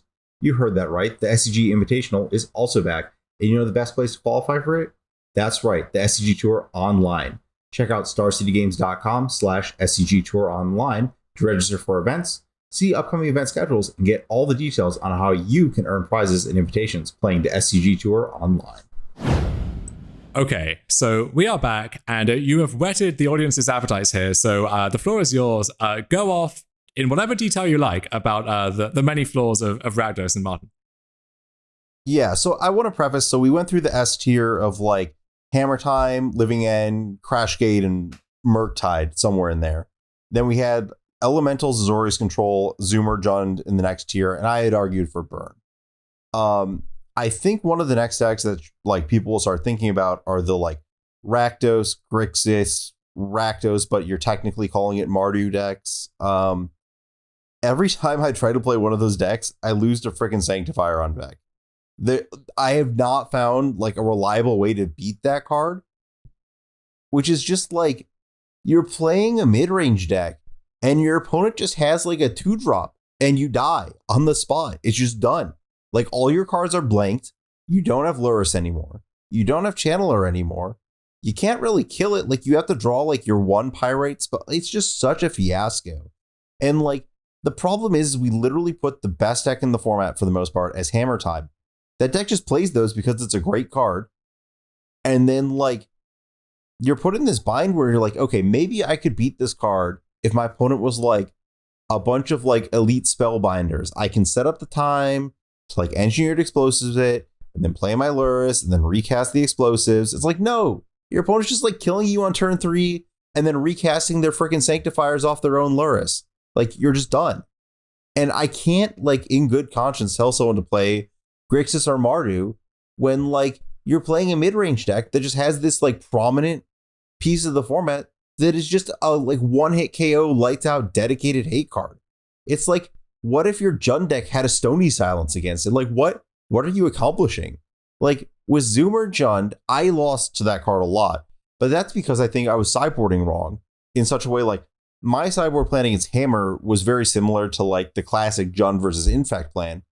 I don't think that's actually viable just because you need to have your Tarmogoyfs in your deck to beat that stupid 2/2. It's really bad. Is it so unsalvageable if your other matchups are good enough, do you think? And if the Hammer matchup is good enough in game one, which I don't know if it is, but hypothetically, can you take the L against Sanctifier most of the time and still be okay for the most part? If that was true, I think you could. I just don't think they are. Like, I think that So I will say the one thing in favor of these decks is that I've been coming around to the stance that Chalice of the Void is like actually bad against them, because these decks are really heavy on their Kolaghan's commands. And like every time your Chalice gets Kolaghan command, like the game basically ends. Like you're down like your permanent that is trying to win you the game. You're down another resource. It's on your end step. Your opponent unloads all their stuff. It's like a really bad lineup. But like, I don't even think that like, when you play this deck against like, is it Murktide? Are you like ahead? It's a push, right? Like, is this deck good against elementals? I don't really think so. Like, is this deck good against the Cascade decks? I don't think so. Like, I think that it's like good enough, but I don't think it's like, listen, we're going to have a problem with this one sideboard card out of Hammer, but we've got everything else on lock. It's like, no, you're 55% against everything because you're a black mid-range deck. And then you also have a matchup where like one of the best decks just KOs you. Yeah, I guess at that point, if the small creature artifact combo deck is not actually a great matchup anymore because of Sanctifier, what are you actually hoping to get ahead against? It becomes the question there. And I don't have a good answer for you. So with that in mind, maybe the B tier is where these shells belong. If you had to grit your teeth and pick one of them, it sounds like maybe Mardu would be the most up your alley just because of stuff like Prismatic Ending. Yeah, I think Mardu is the deck that I like the most. And I think there's valid reasons to play these decks when like some of the like we're reaching a point of the modern metagame where like people are like the metagame is kind of folding back in on itself, and there's less of these Hammer Time decks, or like there's a given week where there's like less Living End and stuff. I think there's reasons to play these decks that like I think this deck is generally pretty good against some of the lower tier decks. I don't know if it's better than Zoomer Jund though. That's a question that I've yet to answer, but like there's certainly merits there. I think that like Den of the Bugbear is pretty uniquely powerful, and this deck gets access to that more than any other deck in the format. I don't love the Grixis deck, but I respect like the level of like loopy card advantage pile stuff that it does that is probably good in a lot of matchups. So there are things that these decks do that make them relevant, and I wouldn't be surprised to see them top 8 events. I'm just surprised to see them top 8ing as much as they do. Mm-hmm. And so going through the rest of the beta here, you know, the S tier should be rarefied air. You expect only 1, 2, maybe 3 decks to make it in there. And then the A tier can be a little bit more expansive. Once you start getting to the lower tiers of the format, Modern is wide enough that there's so much stuff going on that, you know, we don't want to be here all night just listing 20 different decks for each tier. But what are the broad themes or some of the highlights here, I guess, for the B tier, since that's where we are right now? Yeah, the 2 notable things I had were the non-burn linears, Mono Green Tron and Dimir Mill. Tron is more raw powerful than Mill, but it feels like the metagame has just like naturally insulated itself against Tron for the last few weeks, and it's not been a thing. But, you know, eventually they'll forget about it and you'll Tron people. Mill, I think the windows are a little bigger, and it has this big one-up of like Tasha's Hideous Laughter being so good against Hammer Time that it has this inherent, like, it always has a good matchup against the best deck, but it's, you know, a little clunkier, just a little derpier. I like Mill. I just don't, it's not perfect. And like, if you play Mill, it's because like you're either a Mill aficionado or you're like, this is the weekend to play Mill and you're just shooting your shot. And then I just had a couple of like the newer decks that I've grown to like. Esper Reanimator. This is kind of like a wishy-washy thing. It could be higher or lower in practice, but I really like the deck. I just don't see it as being like as insulated against interaction as like Elementals, Azorius, or Zoomer Jund is, but it's really powerful. And then I had the red Eldrazi deck here because I think it does some of the right things in terms of like answering the exploits. But I can be talked down a tier on that deck. Yeah, I have Burn, Mill, and Tron as a package deal of sorts, where I think Burn is the most generally and consistently solid of those, but those all strike me as decks which are, for the most part, going to be like 45% win rate decks, which on the right weekend just spikes to like 65%, and there's nothing you'd rather be playing. And I think that compared to Burn, Mill and Tron both have like higher highs and lower lows there, if that makes sense. But I think for me at least, the thought process behind picking up all of those at the 11th hour all kind of goes in the same way. That's fair. I think that is a good characterization. I just I value the reliability of Burn just because I think the average is better. But yeah, did you have any weirdo decks in this tier that you want to bring up and kind of advocate for as just below the top?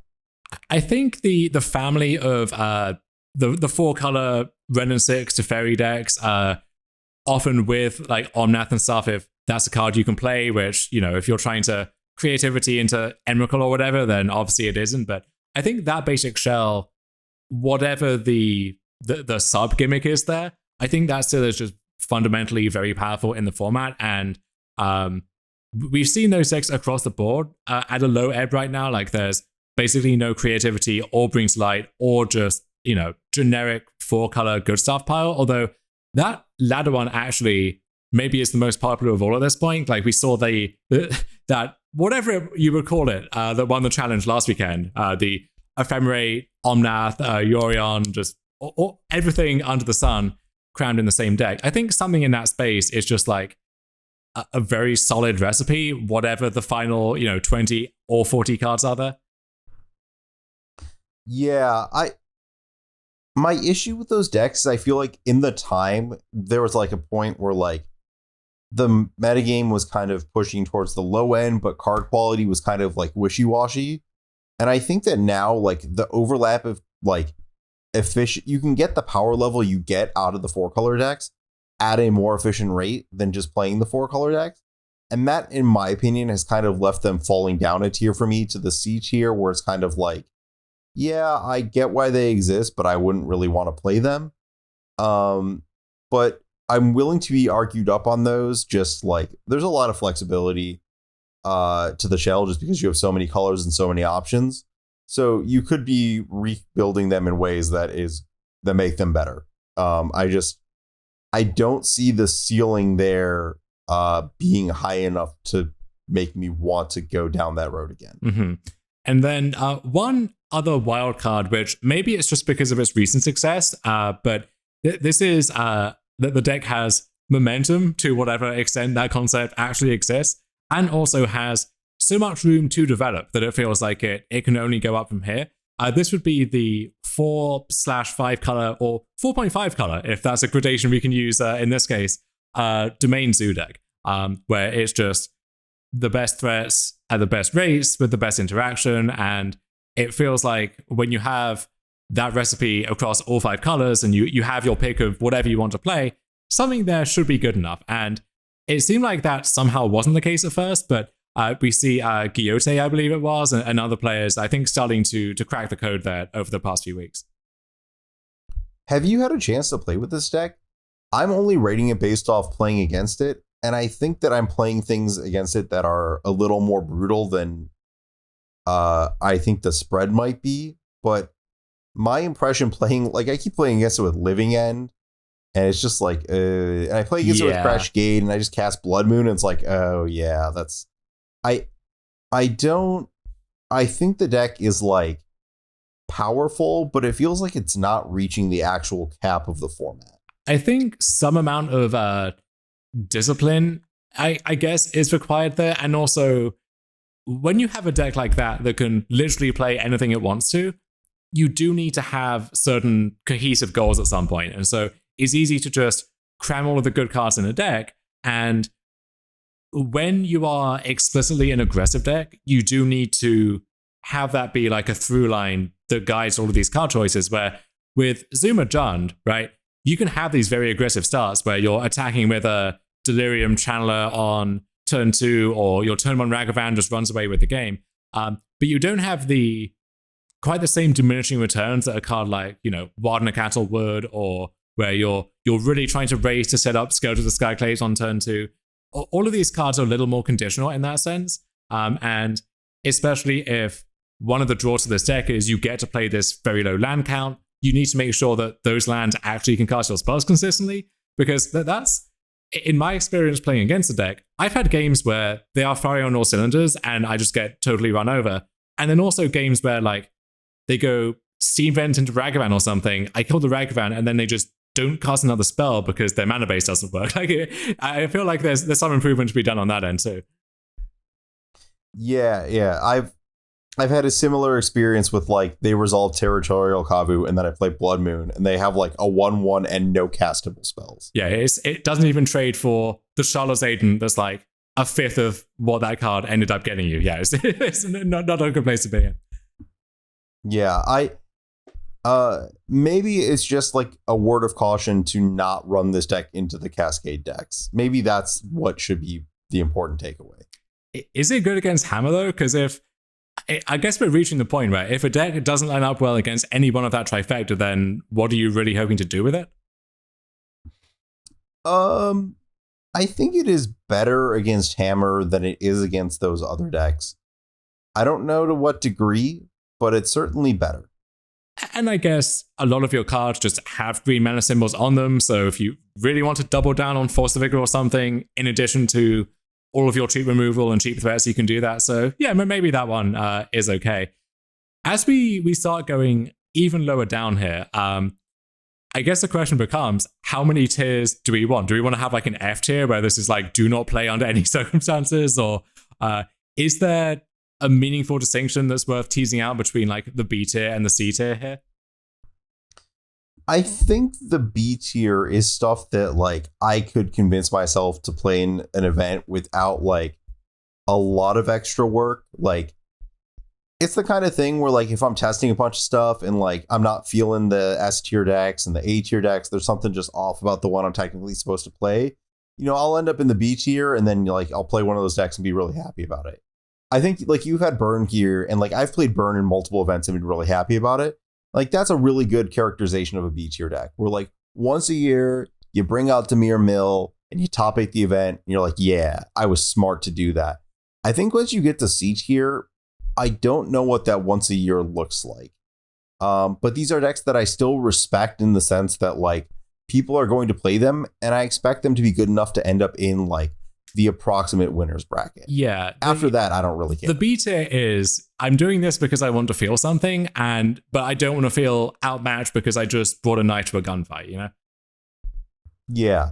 So in the C tier, I think the first deck, I think this is like the most characteristic deck of this tier, and it's Hardened Scales.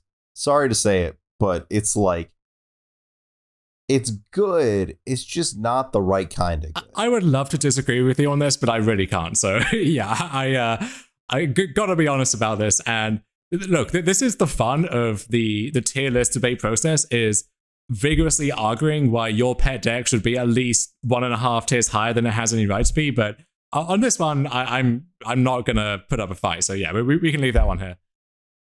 Yeah, it's just, it loses to all the same stuff as Hammer Time, but it's just worse. But like, it's good. Yeah, we had that debate a while back over under what circumstances would you want to be playing Scales over Hammer? And I think we found some use cases in there. I just don't know if those really exist in the format at large at the moment. Yeah, it's a little sketchy. I have Yawgmoth in this tier, but I think that this upcoming week, I need to just like sit down and do my homework because it's been winning enough lately that like I should probably reevaluate it in the context of like only one of the, or I guess what, two? There's like 2 Unholy Heats in the Zoomer Jun deck, but like the number of Unholy Heats in the top tiers of the metagame has dropped a lot. We had the Is It Murktide debate and there's Zoomer Jun, and then after that, like there's a lot less of this Grixis, Mardu, Rakdos pile stuff. So maybe it's time to start looking at that deck again. I feel so conflicted here because I really want to love this deck, and enough people seem to love this deck and they're putting up consistent results with it. but it is never as good in practice as it seems like it should be on paper. And I found this across, Pioneer, Historic, Modern as well. All of these decks, which are like 21 to 22 lands and 8+ mana creatures, there is just a fundamental inconsistency built into that recipe that's gonna punish you a lot of the time and lead to a certain fail case. And it's easy for that to just kind of like grind you down over the course of a tournament with the deck. And then also just, I was losing the matchup that should be good more than it seemed like I should be, where like, I think this deck should be favored against Hammer, for example, but your cards are just like so much slower and so much clunkier, especially on the draw, that sometimes you just get pulverized by a fast Hammer start. Like, I don't know. I keep finding spots to pick up this deck and just almost wishing I hadn't, even though I see why that was a smart choice, if that makes sense. Yeah, that's fair. This is why it's a homework assignment for myself and not like a larger obligation. I have Amulet in this similar tier here of like decks that are powerful but not powerful enough in the right way. I don't know if you agree with that. I do. And again, as much as it pains me to say it, but I think Amulet may be actually the best case study in how much that rising tide has lifted all boats with MH2, where I think Amulet has always been like a very powerful deck, and with Saga in particular, that really boosted the deck to the next level.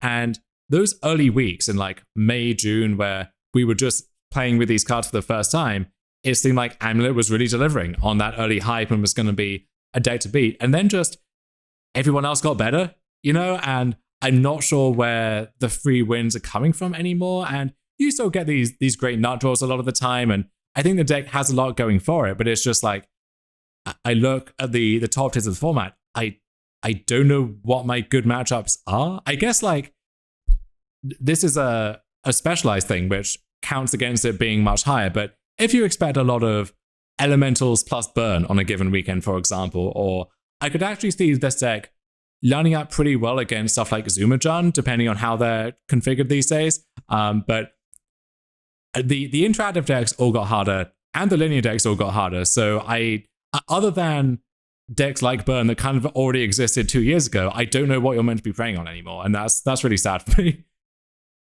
Yeah, I guess I think I'm a little higher on that prospect of like, what am I supposed to be preying on? It's, there's stuff up there. I don't think the Azorius control decks probably have a very good matchup against you. My problem is more that I think that there's just too many fundamental holes. Like, again, there's just like a lot of Blood Moon floating around.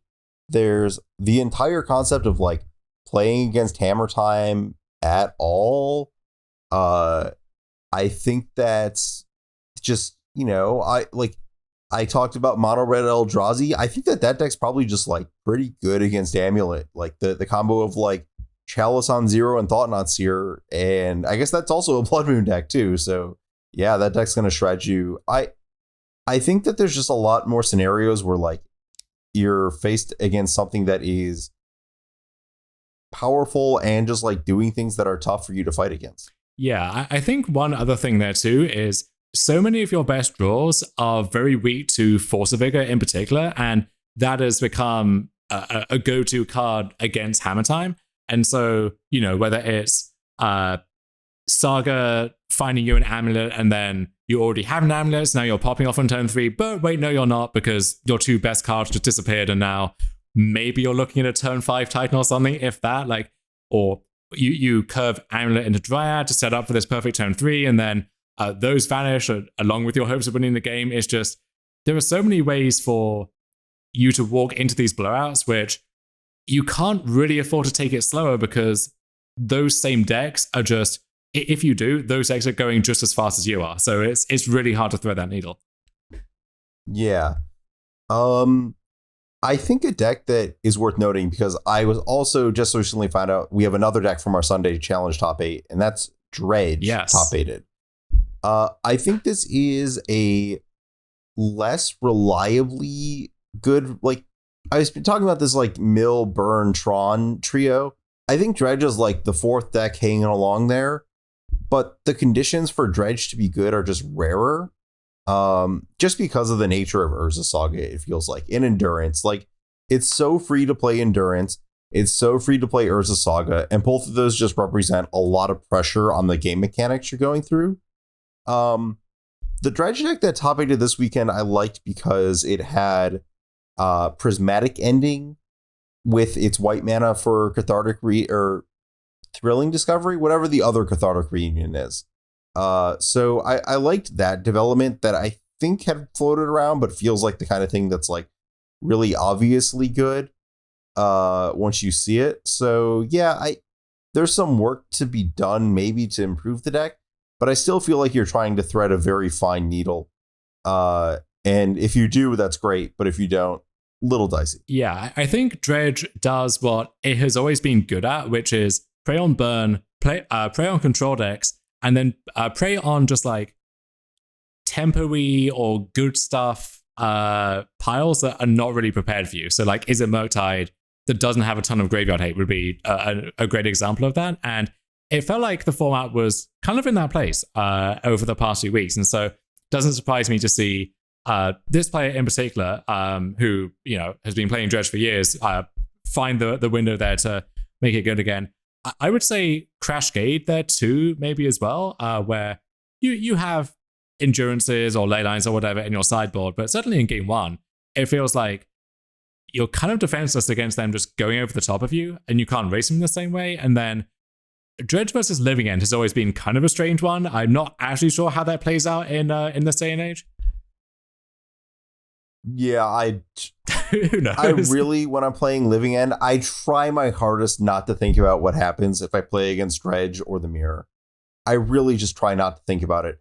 I'm just going to draw my hands, and what happens, happens. We are definitely going to need to have an episode on the Living End Mirror at some point. Just entirely like a deep dive on that, because it's an inevitability if that deck remains in the top tier of Modern, and you don't want that to be melting your brain for the first time because you've just seen it. So that might be one to run by Cedric for a future week here. But any other decks that are worth mentioning before we get to the true bottom of the barrel, so to speak?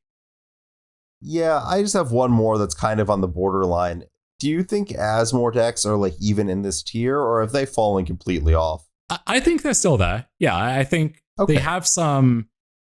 They do a specific thing quite well, but I just don't think that thing is very important at the moment. And maybe this is where you're not doing a bunch of like the week one Cauldron Familiar Trail of Crumbs stuff anymore. You have to hybridize this with something else. So we tried doing that with a Reanimator briefly to some decent success. And then I don't know where else you would fit that in, because I guess a lot of slots and the cards all kind of want you to be doing something with each other. And so it's hard to have some like Thought with Depth style setup there, I think. But if you can find that, I think the Asmo stuff is still fine. I know Edie Cassis was playing a Rakdos Asmo Reanimator deck with a bunch of like Seasoned Pyromancers and stuff. And so I tried that. And what I found was it felt like the Asmo stuff by itself was just not doing enough. And it was buying me time until I could set up the Reanimator half of the deck or just draw Urza Saga. But if I'm doing that, I would rather lean into the Reanimator side of the deck or drawing Urza Saga. I didn't need to be doing this like incidental thing to get to point A or point C. That's fair. You were describing this whole like, well, I'll just buy myself time to reanimate. I'm just like, that's just what the Esper deck does, but it doesn't play like these other conditional cards. I know, I guess I don't want to spoil nonsense of the week. We'll get there. But anyways, let's jump down to decks that are like, please don't do this kind of things. I want to say the first one is Death Shadow. I don't even know if this deck is good when people aren't playing Solitude. And I think the fact that Azorius has just moved to playing 4 Solitude in addition to Elementals is just try at a different time. Just move along. Yeah, that's a tough one.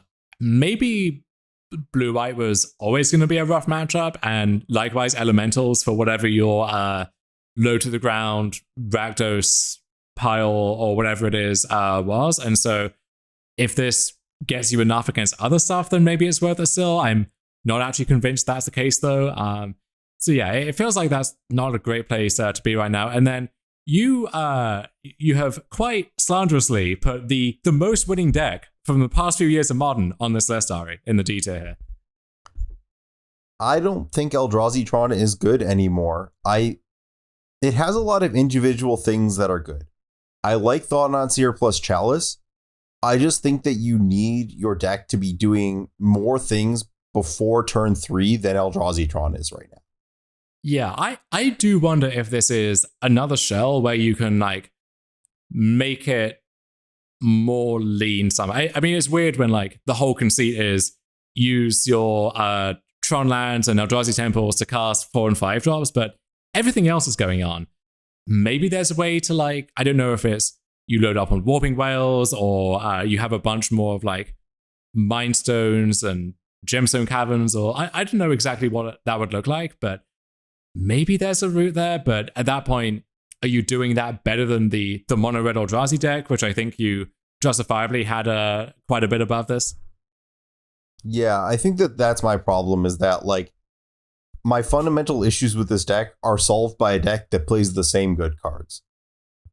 And honestly, that might describe a lot of the decks that are circulating around this outer orbit here, right? So the Shadow decks used to have this unique selling point over stuff like the Boomer John decks back in the day, or the kind of like tempo decks trying to do the same thing. And that comparative advantage has just been lost for the most part. And so unless the card Death Shadow is like doing something spectacular for you, I just don't think the wider shell surrounding it is as appealing as it once was. Yeah. Do you have any decks you want to call out, or is like calling out Merfolk players passe in 2021? Like where do we fall? That's punching down, Ari. We're not allowed to do that. That's totally fair. You know, they got Brad put a lot of work into Svaelun. Is that what that card is? Svaelun of Sea and Sky, I want to say. Yeah, it's doing great work in Historic, is my understanding. You know, you can play your Merfolk there. It's fun. Yeah, Bamsing, who thankfully provides us with the challenge results ahead of time every week. I know that their thing for a while was that card as like a pivot in the Murktide decks, where it was like hard to kill and was providing you card advantage turn by turn. And when your Merfolk god is seeing most play in the very generic good card tempo deck, then you know that that's a bad sign for your favorite tribe. Yeah, you don't even. It's a very destructible Merfolk, because you probably just don't have another Merfolk in that deck. Exactly. Yeah, I guess just tribal decks in general, or just random creature stuff. One of the Cascade decks has Living End, the other one has Fury. It's just such a hard balance to strike. You have to put work in to actually be good against Hammer, and then just like Elementals is going to decimate you. It's just hard to find the decks that you're meant to be good against again with just stuff in that space.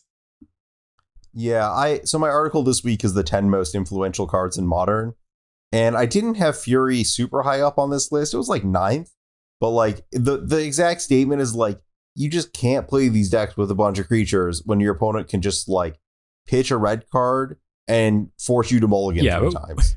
Like it just when doesn't you're work playing out. One of these creature decks against Fury, it feels like the most influential and powerful card in the format, because it's, oh god, is that one to blow out?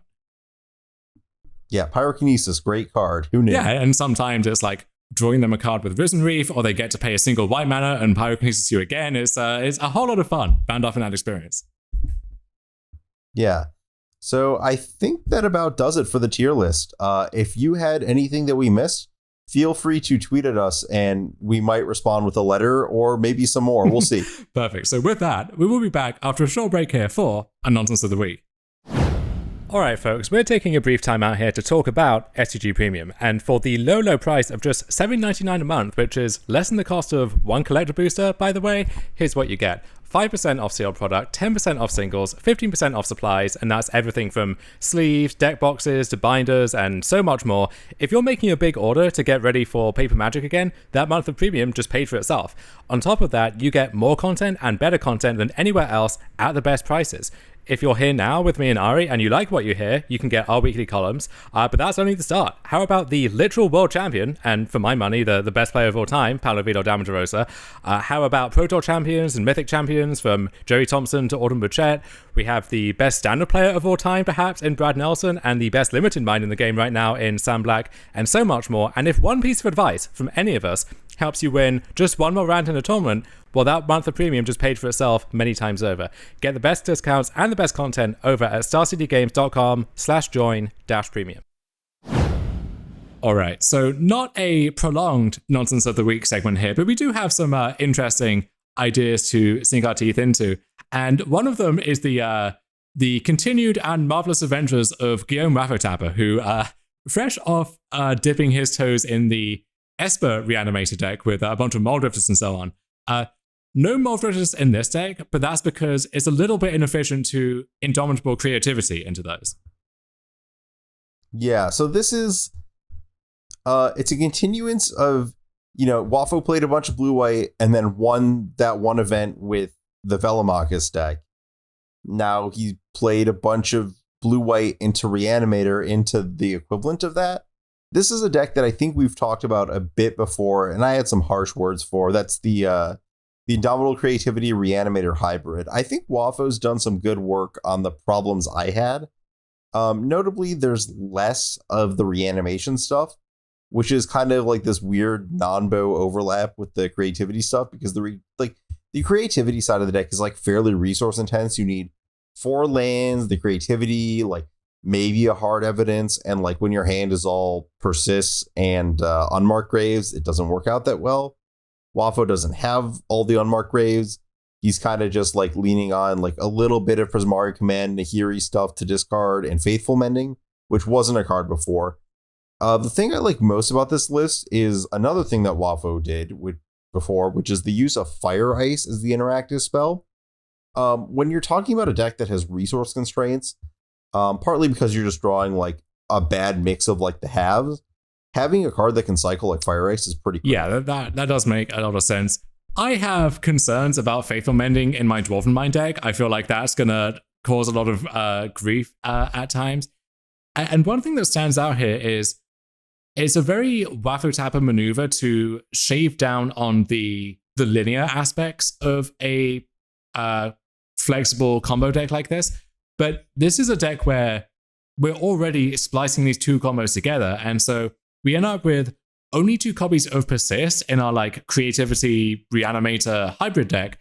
And I guess that leads to fewer disjointed draws sometimes, but then like once you only have 2 Persist, do you even want to be a Faithful Mending deck with all of the trouble that poses for the mana base there? That's fair. I got distracted by this Curse of Silence in the sideboard, and I'm trying to figure out if that was for science or like it's actually good. This is a new aura from Midnight Hunt. It's a curse, so enchant player, you name a card. That card costs the enchanted player 2 more to cast. Whenever they play a spell with that name, you can sack the curse to draw a card. Is this card good? I don't think so. I guess it's like a Seal of Spell Pierce against the Cascade decks, I think is the use there. Seal, well, it's better. Seal of, okay, sure, guess. I don't want to think too much about this. What else we got? We have, so we mentioned a brought back like Pitch Elementals, Cleansing Wildfire, Flagstones of Trocare deck a while back, and this has been popping up again. I don't know if this is the same player as last time, or even the same basic shell, or just someone riffing on the same concept, but yeah, just 4 Fury, 4 Solitude, 4 Showdown of the Skulls, which is, an incredibly powerful card that works so beautifully with both of those pitch elementals, just pitching to one of those if Showdown is going to be too slow, or digging for those and letting you cast one of them as one of the exiled cards there on the same turn, and then Showdown, the perfect target for brought back in a longer game. So this is double white, return up to 2 permanent cards from your graveyard to play that were put there this turn. So Fury and Solitude, of course, but also Fetch Lands, Ghost Quarter, Flagstones of Trocaire, and then also Ranger Captain of Eos, which I think that card actually looks really good to me right now, given the prevalence of Cascade, and that card I think is very good against the Azorius control decks as well. But, Heliod was the biggest Ranger Captain deck, and that has fallen off the map, and nothing else has really stepped into that role here. So if you can find a good Ranger Captain deck, then that's a good template to build on, I think. Yeah, when I saw Ranger Captain and Walking Ballista here, I kind of wondered why you wouldn't have the Heliod part of the combo. Maybe that's just like trying too hard to like. You remember the Sam Party Boros Heliod deck? And that was what I kind of thought of immediately. But maybe that's not quite right. I think that shell could be good actually, but I think that probably doesn't have all of the brought back Wildfire Showdown stuff, because that's just a lot of cards competing for a lot of slots. Yeah, I don't love Esper Sentinel outside of the exact shell of Hammer, where like you're forcing your opponent to interact like very fast and getting equity out of it very fast. Yeah, you did see in week 1, week 2, a lot of just Esper Sentinel in random decks, and those all got cut pretty quickly because people realize it does have to be serving a specific purpose in a narrow window to be useful, and only Hammer really can narrow the time horizon of the game to that degree. Yeah, it does look like this is the same brought back player from a lot of the previous times that brought back has been brought back. I think that let's see. Yeah, they haven't gone down the like crazy Yorion brought back 80 card pile road, but it does seem like Showdown is a constant fixture of this as a way to, use your brought back manas or your brought backs to do crazy stuff. So that might be a specific duo worth I do want to give a brief closing shout out here to Rustveil Bridge as a good target for your cleansing wildfires there, just to jump up in mana. So the indestructible artifact lands from MH2 putting in some, maybe not some good work, but some work at the very least.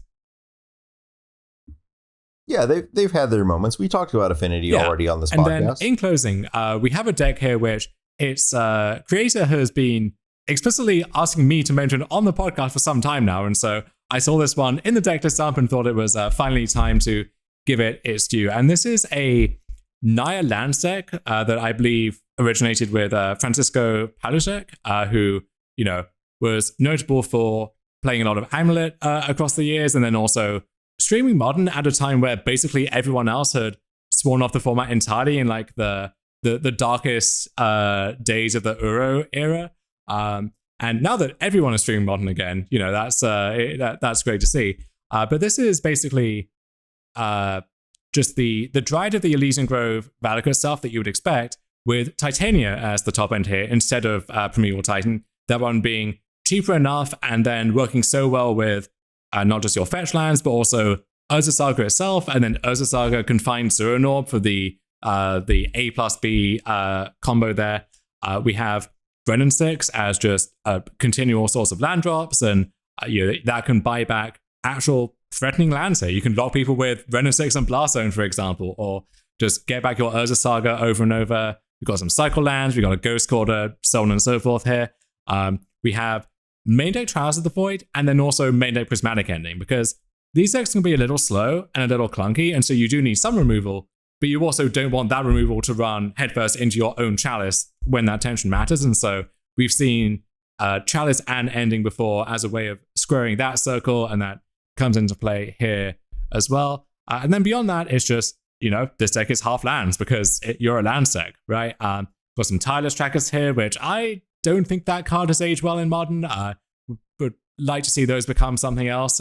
Not quite sure what exactly, but just a cool deck, which we mentioned a floor of Amulet as just needing so many moving parts at a time where it's so easy for other decks to pick that apart. And this is harnessing some of that same energy, I think, but in a way which is just more like good stuffy and less, A plus B plus C plus D. So hear me out. I understand you're a Chalice of the Void deck, but Titania removes the kind of like have to control lands aspect of like the whole Primeval Titan Like you're not constricted to these stupid bounce lands. What if we just had Ragavan and ramped into our Titanias with Ragavan? Yeah, you honestly could do that because you're not caring about raw land count in quite the same way. I guess you are for Dryad with Valakut when you get to that point. But honestly, maybe that's something that this deck and every other deck with red mana that isn't cascading ought to consider. Yeah, I was just like, oh, Tireless Tracker, that pumps your Urza Saga. Well, if we're going to cut it, why don't we just play a different card that does that? Do you have an answer for why Selesnya Charm is in the sideboard, though? Is it to kill Murktide? That doesn't... I think it was exactly Murktide region. I guess now something like Fateful Absence might do that job better, or I guess runs afoul of your own Chalice, and then sometimes it hits that channeler instead or something. So that was a clean answer, but like a pretty terrible one, honestly. So we get to upgrade those now. Yeah, maybe Fateful Absence, actually. Like, this would be a decent home for that card, too. Yeah, that was kind of what I was thinking, too. It's also, like, a little more proactive against the hammer decks. Like, that's the other thing, just, like, looking through the metagame of, like, what big thing am I exiling? It's like, oh, well, I guess it's, like, slightly better against Archon of Cruelty to exile it that way. But I think that, like, at that point, the Archon's triggering and everything's going horribly. So, yeah, and then the sideboard here, a bunch of the rest of it, just a bunch of bullets for our Urza Saga. We've got some Endurances, some Force of Vigors because we're a green deck. Why not? Some Engineered Explosives, which I think is really helping to double down there against both Hammer and Crash Gate at the same time. So yeah, just exciting, solid deck. Which if you want to do something in this space, we haven't seen. I guess we don't see Primeval Titan here either. But if you want to be doing stuff with lands, then I think something like this is a good starting point.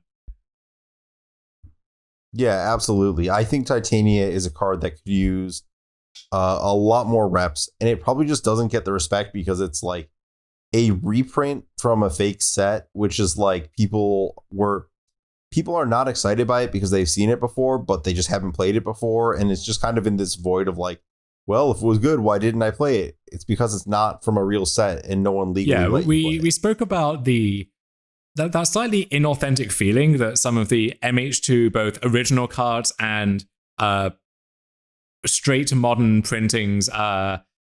And Titania is like the epitome of that, where it was a fake card from a Commander product that you only ever encountered in that context for the most part. And now it's being like smuggled into MH2 by the back door, but then no one plays it. So when you do see it, you're like, well, firstly, I don't think I've ever seen that card before. Or if you have, you're like, wait, that one's legal in Modern? The same way that, every single card in Historic evinces that same reaction now? Yeah, that is a great way to describe its presence in Modern, even if it's like very clearly in like a set list that you should know about. And actually, like, wasn't it one of the cards that was overrepresented on Magic Online because of whatever like time-shifted mythic bug thing they had? Oh, that's beyond my remit, I'm afraid, but I would fully believe that. Yeah, there was like a couple days at the start of the Modern Horizons 2 release where the like effective like time-shifted sheet, the mythics were just like showing up as uncommons or something ridiculous. So you'd have drafts with like 6 Cabal Coffers. Anyways. Weird stuff. It happens. So with that, I think that's going to do it for Nonsense of the Week and also for our episode here today.